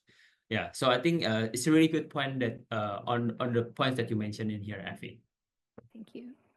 All right, so we'll move to the next questions. I will ask this to Victor and Robin. What are the advantages of becoming an actuary compared to the other professions? So I will start with Robin first. All right, I will go first then. So for me, I guess the natural trending comparison now is actual science versus data science. Right. So for in terms of job prospect or in terms of the language skills you learn, I mean the programming language skills you learn, or in terms of what kind of industry you will be working at, I think actual still have its advantage, because as you focus on actual science early, you have a very systematic understanding of how one industry really work, of the insurance industry. So doesn't matter whether you start from pricing or valuation, you have a very strong foundation of how the liability of a company is like, in terms how each product is, the cash flow is like, how you're going to reserve for each product, how the P&L looks like. And after that, it's just more like, it was saying, tools that you need to learn, whether it's Excel, VBA, or Profit, is that there are tools. But the fundamental is the understanding of the business, which I think is very crucial. And subsequently, if you feel that you have more depth to learn more tools, more new knowledge, or branch out into data science, it's even better. Like you can apply the data science, computer science knowledge to the actual field, to insurance, to help you to do your job better or to analyze the things in a more efficient way. So I don't necessarily think it contradict each other. I think it actually complement each other. Maybe let me draw another comparison, maybe actual versus consulting or banking. I would say in terms of work-life balance, actuaries have a better work-life balance as compared to some of the other industries in careers in the financial industries. Maybe not in the initial years where everyone is still taking exams, so you have to work and take exams at the same time. But once you cross that hurdle, I would say in terms of work-life balance is a lot, definitely a lot better comparing to the other hot careers that we normally draw comparison to. Yeah. Yeah, I'll just say that these 2 points then. I will leave some for Victor to share. I really agree. I think work-life balance will be not feasible when you are still a student. All right, Victor, maybe we can get your input for these questions. Right. Oh, first of all, thank you, Michael. Thank you for having me. Very happy to be here. So you have heard already about the international mobility from Evi, and you have probably heard about the different types of actuarial work from the other speakers. So I want to share a few of my own personal perspectives on the profession's unique impact. So in my early career, I was an actuarial consultant. I consulted to some of the largest unions in Canada. The members of the unions are dairy workers, truckers, plumbers, everyday people in our community. And my job is to look after their retirement savings, disability, and health benefits, helping them to negotiate with their employers and to understand the impact of complex bargaining proposals. I feel proud of the work that I do, helping to better people in my community. Without actuaries, there would not be sustainable pension, insurance companies, or social programs. So our profession's purpose of serving the public is something that is a powerful motivator for me. So that drives my desire to continue to become an actuary and work in this field. Now, I also want to change gear a little bit. I want to also echo what Robin's talking about with data science. So I know this is a very hot topic about generative AI, data science. I was having dinner with another actuary the other night, and he asked me about whether AI is going to replace the jobs for actuaries. And I stopped and think about this for a moment, about what AI can do. And I thought about the objective underpinning our work. Then I remember our field of study is called actuarial science. And why is it science? Because our work is dynamic. We're using data creatively to tackle society's problems. These challenges include aging society, addressing the protection gap, supporting the needs of the emerging middle class, being able to ask the right question, finding the right problem to solve, and to come up with the right solution is something that cannot be replaced by AI. So AI is a tool, and it enhances our capabilities. Data science also. It's the same thing with every industry. It doesn't replace the work. It is part of the evolution of our profession. From, for example, table factors way back then, commutation functions, you might not all know that, to really advanced computer nowadays running stochastic modeling at an incredible speed. That's part of how our tools evolve. Having said that, I also understand that the normal career trajectory is changing. Actuaries can pivot into different roles, risk management, data science, finance, and beyond. The actuarial profession can offer a broad canvas for career development. It will equip you with skills like analytical thinking and effective communication, and we'll probably get into that a little bit more later. These skills open doors for numerous other opportunities as well. Now, lastly, when I'm preparing for this presentation today, I was talking to one of the aspiring actuaries in my company. So I asked her, why do you want to become an actuary? Why are you studying this? And she told me that she just wanted a stable career. It fits her well because she enjoys learning about math, finance, really good at it. She doesn't like to take risk. And she told me that she doesn't want to read a lot of words. I laughed a little bit because we are in the business of taking risks. But it reminded me that actual professions can be many things to different people. It offers a stable foundation with rooms for personal growth and ambition.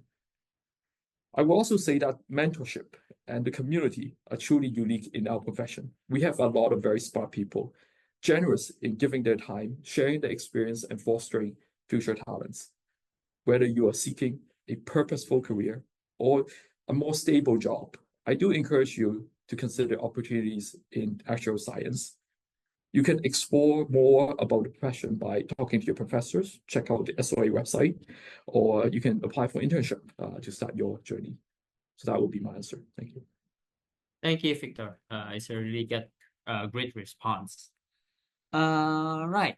Let's move to a different questions. Evi, let's get back to you.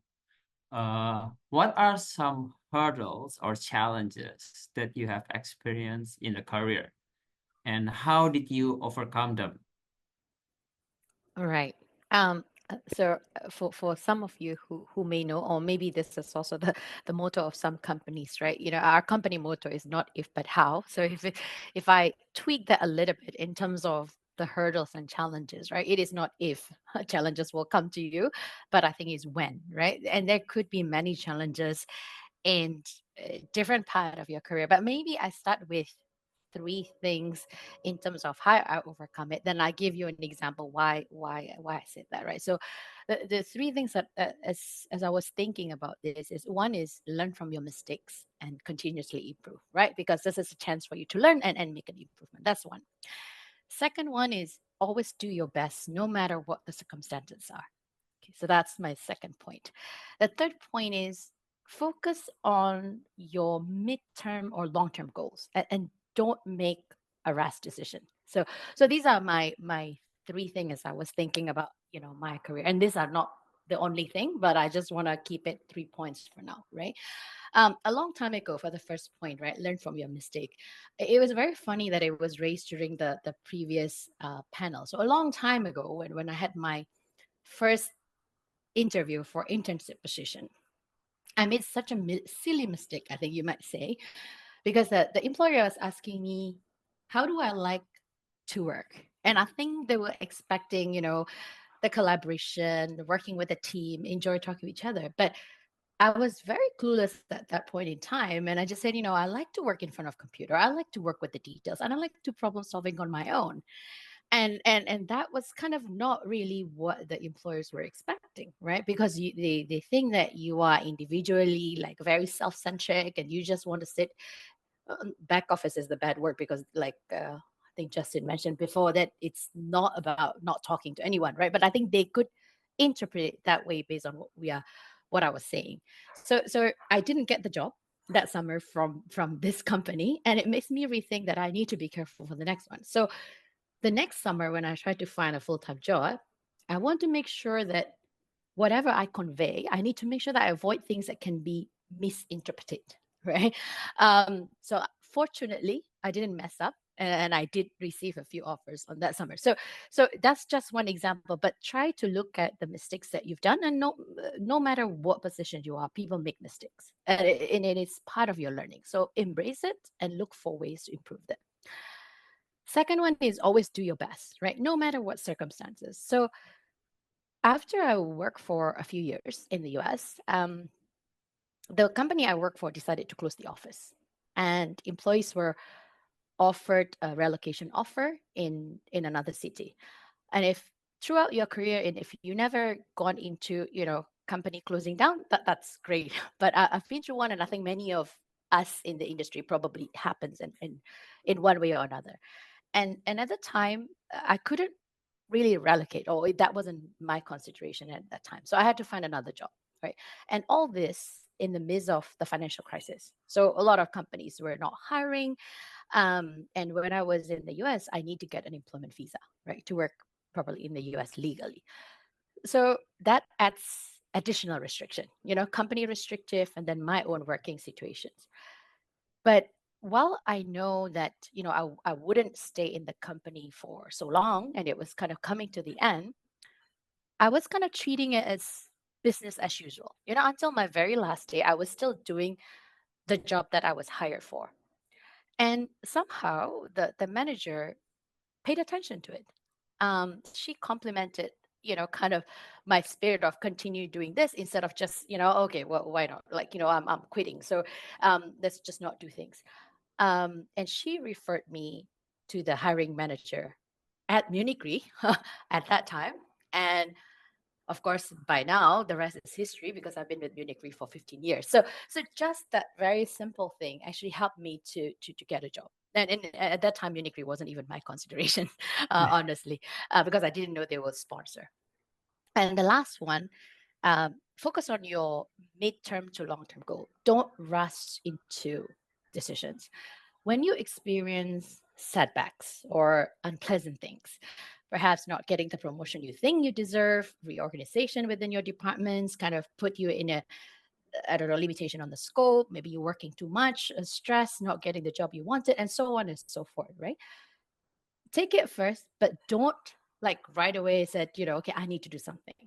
Sometimes you just need to pause, calm yourself, and do not make decisions when you're upset. And this is actually true also when you're upset or when you're not happy, do not write an email, right? Because things that said, and especially in black and white, you cannot take it back, and that stays with people for a long time. So whatever it is, maybe at the end of the day, you are so unsatisfied that you will end up resigning or giving up or something. Maybe that could be the right reason to do it at the right time. But before you do that, don't just rush out and do something, right? The result may not be immediate, like the opportunities that come with it may not be immediate, but I also believe that it's over time. So one example that I was thinking about this was a few years ago, I took on a dual role just by nature because we have a project.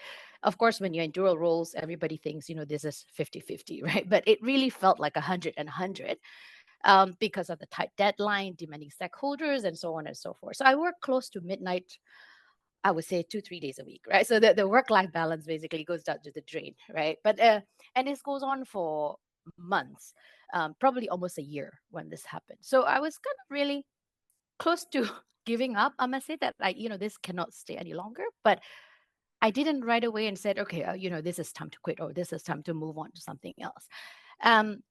It was hard.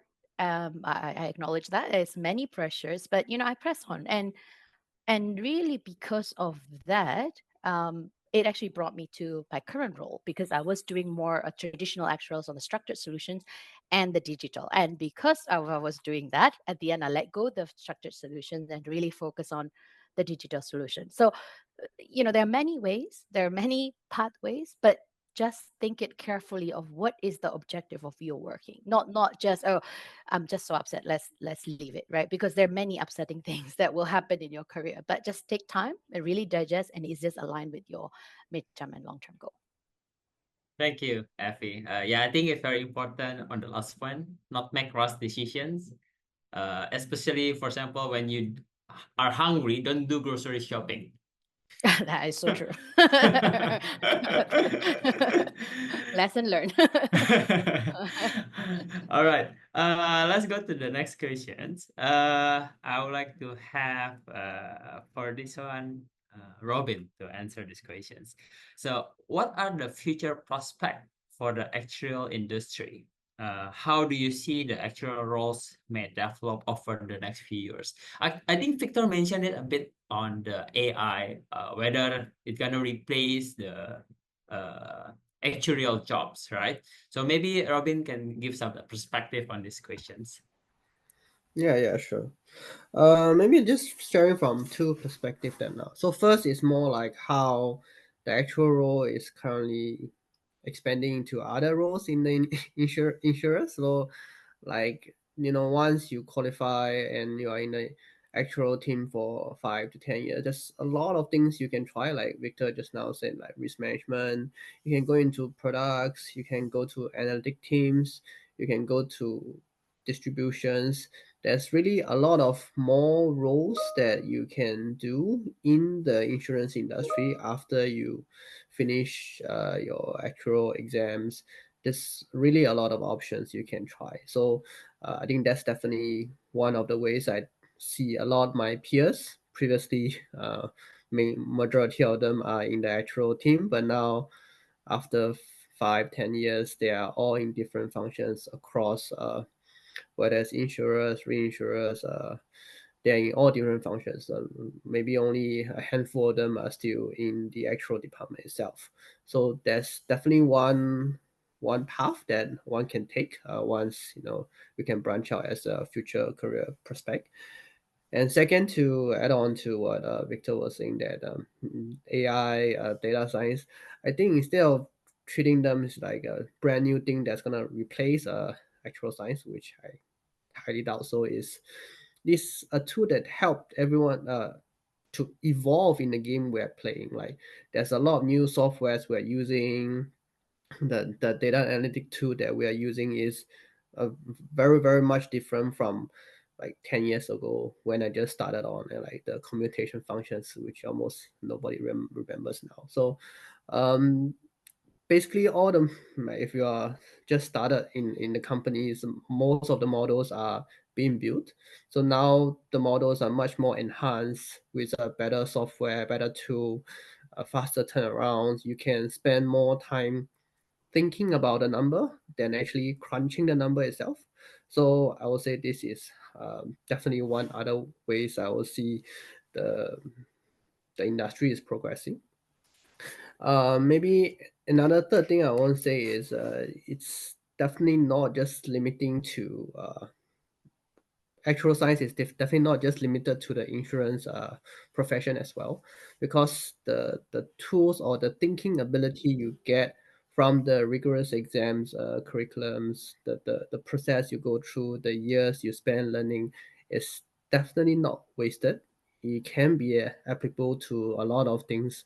For example, if you want to change industry to banking or even to consulting, the analytic skill, the train of thoughts, or the things that the steps you take to come to a conclusion, it helps in other fields as well.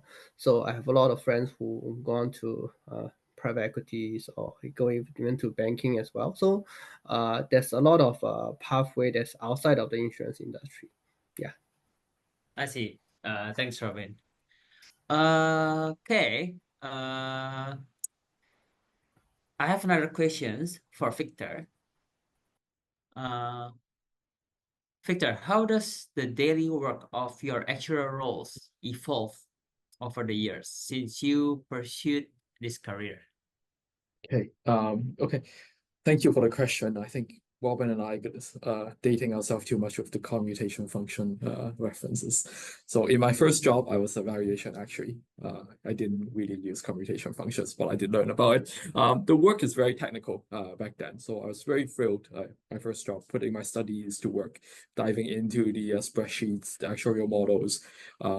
It's more technical, but you are actually learning and acquiring a lot of knowledge. So a few years in, I was asked to present more and more on my work. So I realized communication was just as important. I have to step out of my spreadsheet comfort zone, trying to hide the fact that I am a nervous introvert and quite boring person, to learn to collaborate with different people and to explain actual concepts in a simple way. It opened my eyes to the value of being able to work effectively as a team with other people who are not necessarily always actuaries, ensuring other people understand your work and you use it correctly to inform decisions. So as I gain more experience, I was able to see bigger projects or bigger teams, and that required me to focus more on the big picture. Process, governance, risk, and control become more important. I feel like a chef, having to kind of oversee the dishes that's coming out of the kitchen, making sure they're well prepared properly before they send out to the customers. So I leaned on my technical foundation, but had to develop different skill sets and different management muscles. So very fortunate to have met many mentors in this industry, which I've kind of alluded to before, who guided me as I took on new challenges. They have prepared me very well as I pursued more leadership opportunities where I felt I can have a broader impact. When I was a chief actuary, every day is a kind of a new excitement. On top of the strong actuarial foundation, I needed to have a vision to align the team and to build credibility with my stakeholders, to influence them. So building relationship with people, that people aspect become one of the most critical thing to my day-to-day job. That in terms allows my team to work effectively with other team members.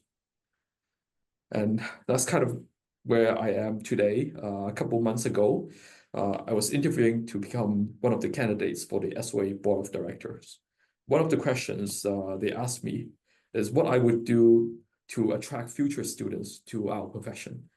Part of my answer of this question is a long answer, is that ultimately people will want to join our profession when our profession is thriving, is booming. And part of the responsibility as a leader in the industry is to be more strategic, to anticipate future needs and evolutions in our industry, rather than focusing just on the day-to-day operations. So I'm very humbled to be given a chance to play that role right now, to ensure actuaries will continue to be valued by our employers, and other who are coming after us, the future and aspiring actuaries will be able to have a chance to build and experience their own career. So I'll end by saying that the actuarial field enable you to grow professionally as your interest kind of evolves. The foundation is technical expertise, like many speakers has mentioned before, but you can also develop communication, management, and strategic skill sets.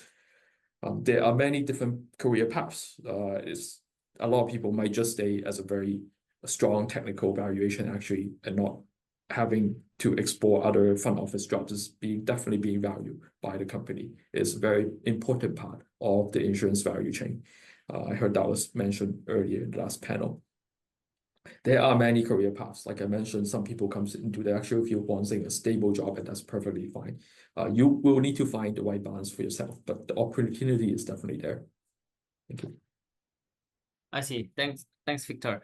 Perhaps maybe I can ask this to Evi. Do you also have some inputs on these questions? In terms of taking the different paths, is it? Uh, Or how actuaries versatile, or which? I want to understand Yeah. also how your actual roles evolve. I think you speak a bit the development Yeah. of your career, right? So Yeah, I think no, also sure. quite interesting to understand yours. Yeah, sure. I think a lot of or at least when I started my career, I think it was quite traditional in nature, right? I think a lot of the actual students, when you graduate, you want to take maybe more the more traditional routes, right? The pricing and valuation is always the most popular route, whether this is in a consultancy, whether this is in reinsurance or insurance, it doesn't matter. But typically they will look at these kind of two traditional aspects. And I would say actually it provides you a good foundation in terms of the technical ability.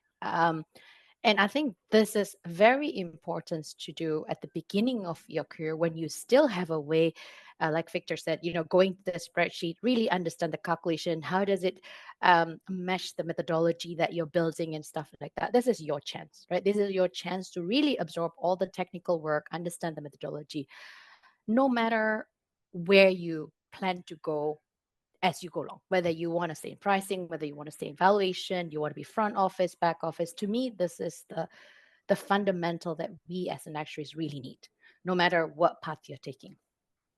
For me personally, I was studying in a consulting because I wanted, first of all, the broader view of just trying to see, is there anything that I like?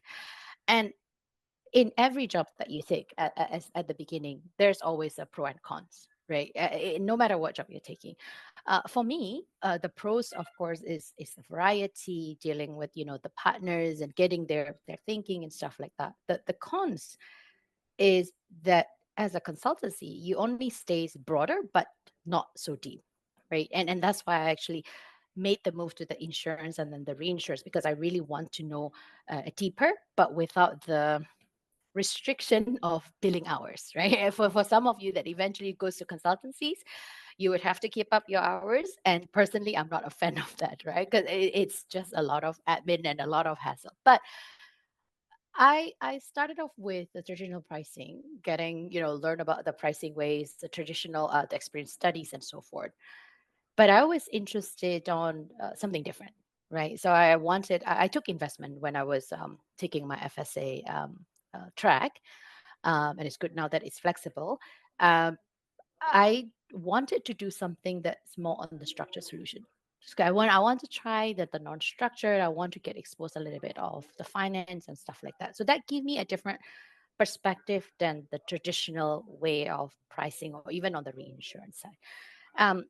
But now AI was mentioned a couple times today, and I think Robin brought up about data scientists versus actuaries.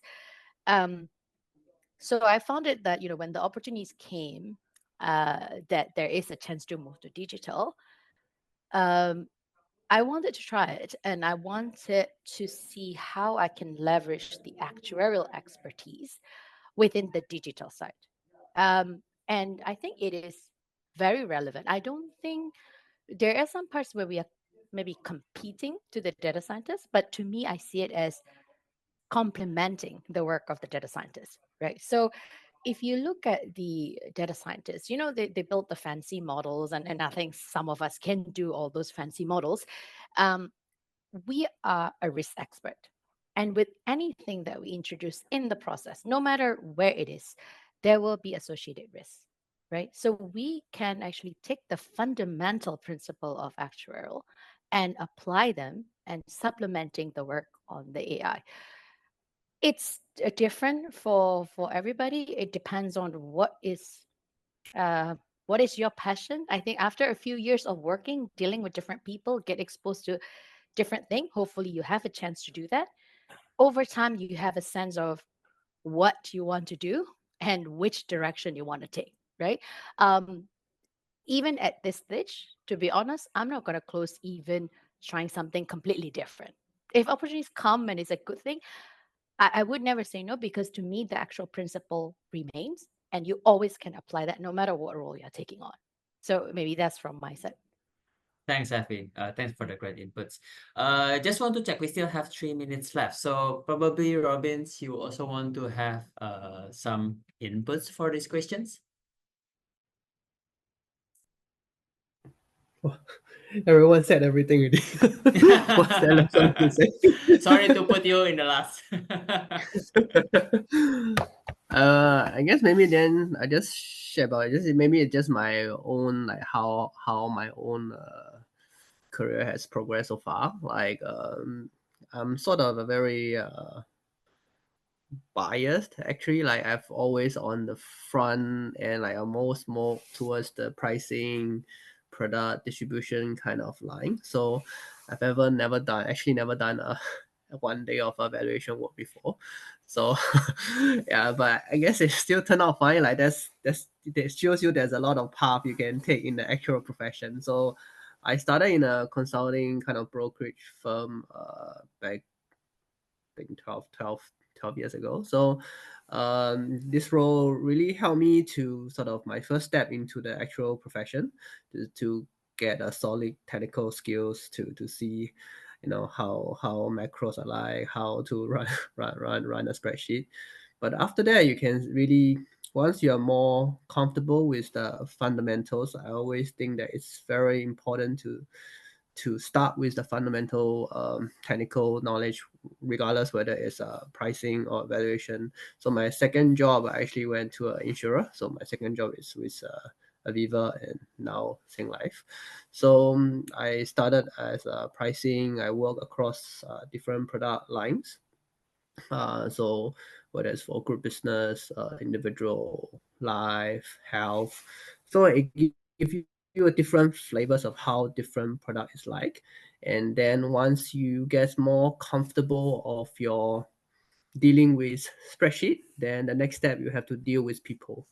So you have to deal with product team, distributions.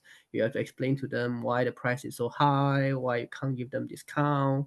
This is when I think another very important skill, like what Victor says, communication skills is very important to actually translate the technical numbers into layman term. So it's always the hardest thing to explain an actual concept to a layman. If you succeed, that means you truly understand the principle, the actual principle. So then you have to deal with distribution forces like agents, FAs, to tell them, this is why actuaries are hired to safeguard the profitability of the companies. Then after a while, So now I'm at my third job with a reinsurer, which is a totally different kind of ball game. So I'm more on a more niche skill in terms of taking risk management. So I would say so this is my third job now. Hopefully it will last longer. But based on my current experience so far, I think actuarial really give you a lot of opens you up to a lot of possibilities. So different kind of company, different kind of careers. It doesn't limit you just in terms of what you can do. I mean, your limitation is just as limited by your imagination. So, like what Evi says, that all the thinking, all the things you learn throughout your career, it just add up. So every time you want to try something new, trust yourself, you can do it, then just try. Yeah. Thanks, Robin, for the motivation words. All right, so I think we end the sessions. Now we go to the Q&A. I have one questions from the students from Ran. Would you say that most people enter the actual field out of passion towards quantitative work, or the ways they can value add to firms or individuals? And how do you think it influenced the kind of verticals they aim for? So I will give this to Victor. All right, and thank you for the question. I'll give it a try, and maybe other panelists can jump in as well. So, I think different people look at it differently. Definitely, a lot of people, when they start in the actuarial career, they will be exposed to a lot of the technical work. And as the other panelists mentioned, this is where you learn a lot of the fundamental skills. But I see a lot of people picking the actuarial science field, not just because it's quantitative, it's technical, but there's a practical aspect to you. Like you're using your skills as your knowledge. Like I mentioned, for example, you're trying to help people with their pension and stuff like that. You're applying that knowledge. It's more that is not just academic, right? But I also want to say that you have to do something that you enjoy. Otherwise, you're not going to do it long. So purpose for me, is very important, and that's how I am able to continue to work in this field and do the work for many years. But I would also say that when you are in a company, you're working, yes, there's some technical work, there's learning. Just understand that as you progress, you will see more. You will open your doors, open your eyes to a lot of different kind of branches to the actuarial field. And what you can do, I would encourage you to talk to people in your company that are doing different roles. Find out and learn from that what it is about, and see if that interests you. And then eventually that will kind of help you define your career path, whether you want to continue to remain a technical expert in the valuation side or become more front office focused like Robin, or work internationally like Evi. Like myself, I also started my career in Canada. I mentioned before, I've also had stopped in Japan, and I've taken on APAC regional roles in Hong Kong multiple times. So I hope that helps give you a perspective, help answer the question. Yes, it's more technical to begin with, definitely. But yeah, that practical aspect, using what you learn and applying it, I feel like is what drives a lot of people to pick the industry to start with, at least. I see. Thanks, Victor. I think this is quite interesting question. So I want to have Evi also give some inputs for these questions. Yeah, sure. I think to pursue actuarials, you may not be very passionate, but I think you have to be good at the quantitative work, right? So I think in a sense that has to be, you have to like the numbers, you have to like the calculation, because without that, it's going to be very difficult for you to pursue the career. But having said that, there are multiple ways of people. I think the motivation of people of entering into a certain career varies greatly, right? And I think actuarial is no exception. Especially, I see this more on maybe it's a generational thing as well, right? I think you can see it with the sustainability and all the focus around the environmental. It's no longer that I go to a career because I'm good at it and I can earn money, right? It's no longer that. There's a greater cost that a lot of people, especially the young people, as they enter, they have these kind of additional purpose. And I think this is a good thing, right? Because we are in the business of insurance, we're providing service to the clients and to the public, right? So there's definitely that aspect to it as well. Now, which one heavier? I think it depends on the person itself. You cannot define the whole thing and it values for everybody. Now, how do you think? The second question is how it influences the kind of verticals. I think the purpose you have, like I said, right? You have to have that mid-term goal or the long-term goal, or what exactly do you want to achieve in this? So I've seen, for example, actuaries that really passionate about, say, the healthcare, right? So in that case, he or she may not really pursue, say, the CEO and be the conqueror on the business side, because that's not aligned with the goals that they set for themselves. So in that case, they're doing more focusing of, okay, how can I provide more coverage to people and stuff like that. So that definitely influence the kind of vertical or the direction. And then sometimes your growth don't always see it is in terms of verticals, right? If your purpose of getting actuals is to develop yourself, to get a fulfillment on the job, it's different. It's about your growth. It's about how can you, I think Victor also mentioned, you have to enjoy what you're doing, right? If you're only there just because, okay, I want to own the business, I want to be CEO, but if that's not your passion, you're going to be very stressed about it, and then you're not going to enjoy the work you're doing. So there are many paths. And I think as you go into your career more and more, you maybe not exactly one career, but you refine the path that you at least don't want to pursue, right? I think there are many ways you want to pursue, but I think it does have an influence. But in some case, even if you want to influence something, it also depends on the opportunities, right? Be there, the right opportunities, the right time. It's still going to be the case. It's not always go in the directions that you would want to go. So I think that's the only thing I can add on this question. Thanks, Effie. I think definitely you need some good timing. Yeah, you need also a luck for that, right? All right. I would like to say thank you for participating in the sessions, Robin, Victor, and Effie. Thank you very much. So now we are going for a quiz for the students. Number 3 is Kevin. Congratulations. Number 2 is Ren. And first one is Zeki. Isn't it? Yes, correct. Good job, guys. So we have the first 3, ZQ, Ran, and Kevin. And then the fourth one, I couldn't see. Who is that?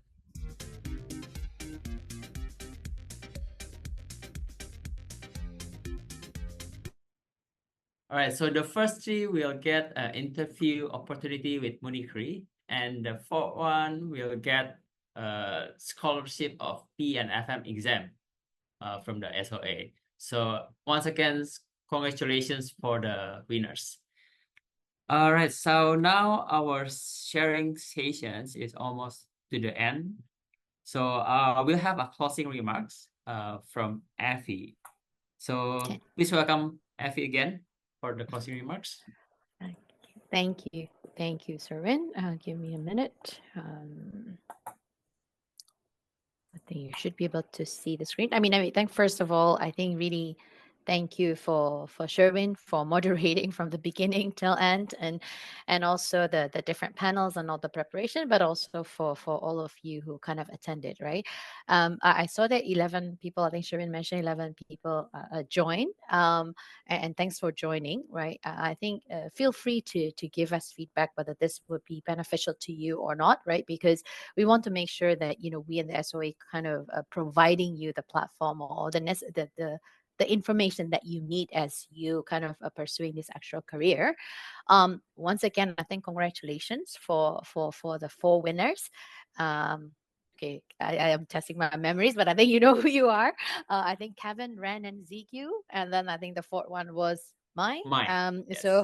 So congratulations. I think at the very least, I hope you have fun, because it's not about whether you know it or not. I hope you learn something from it. But to be honest, Kahoot is about the fastest fingers. So congratulations on that. But don't be disappointed if you are not getting that today. I think today you've heard a different perspective and different path as well. I think we all have different roles, different responsibility, also different lines of business as well, right?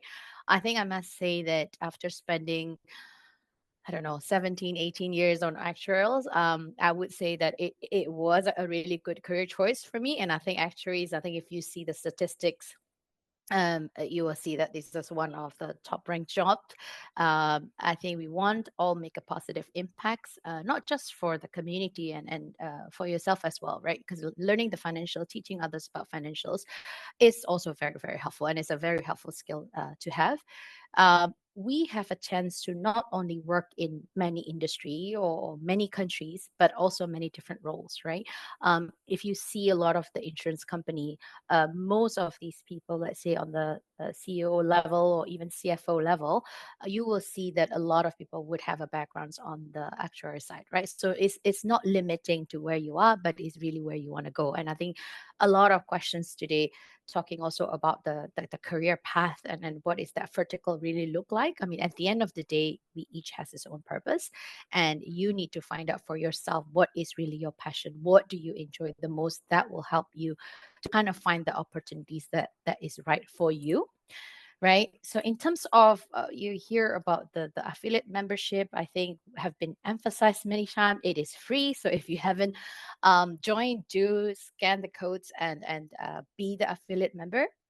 And in terms of the micro credentials, honestly, I didn't have that when I was pursuing my my FSA. So this is a chance for you to also kind of hone in of your passion. I think this will be highly relevant for you. So do consider them on the micro credentials. And then just on the thing on the Singapore, right? I think some of you may not aware of all the things that has been happening, but I think for sure the SAS career fair it definitely the most relevant for you as a student. So I think we do this on a yearly basis, right? So do take a look out for that. We have a various seminar meetings and stuff like that, but at the end of the day, it's about what you need, right? So we try our best to kind of fulfill what you need as a student and how you develop your career. Obviously, we have our virtual candidate today, but actually next week we're going to have a Singapore actual conference, and SOA is a sponsor as a silver sponsor. So for some of you that happens to be able to attend, this will be a good opportunity to kind of network and also to listen of some of the interesting topics, right? This was one of the questions, so I hope you get it right. We're not on Instagram, but these are some of the contacts that you can reach out, or find more information. So definitely reach out if you have some feedbacks along the way. But with that, I will close out today's session, and this presentation or the relevant presentation will be shared with you in the next few weeks. So do look out for that and spread the word for the next sessions. Thank you. Thank you, Evi. I would like to thank Thank you you. everyone for joining our Singapore Candidates virtual event. We are pleasure to have you with us today, and we hope to see you again in our next SOA event. You may now disconnect. Bye, everyone. Thank you. Bye, everyone.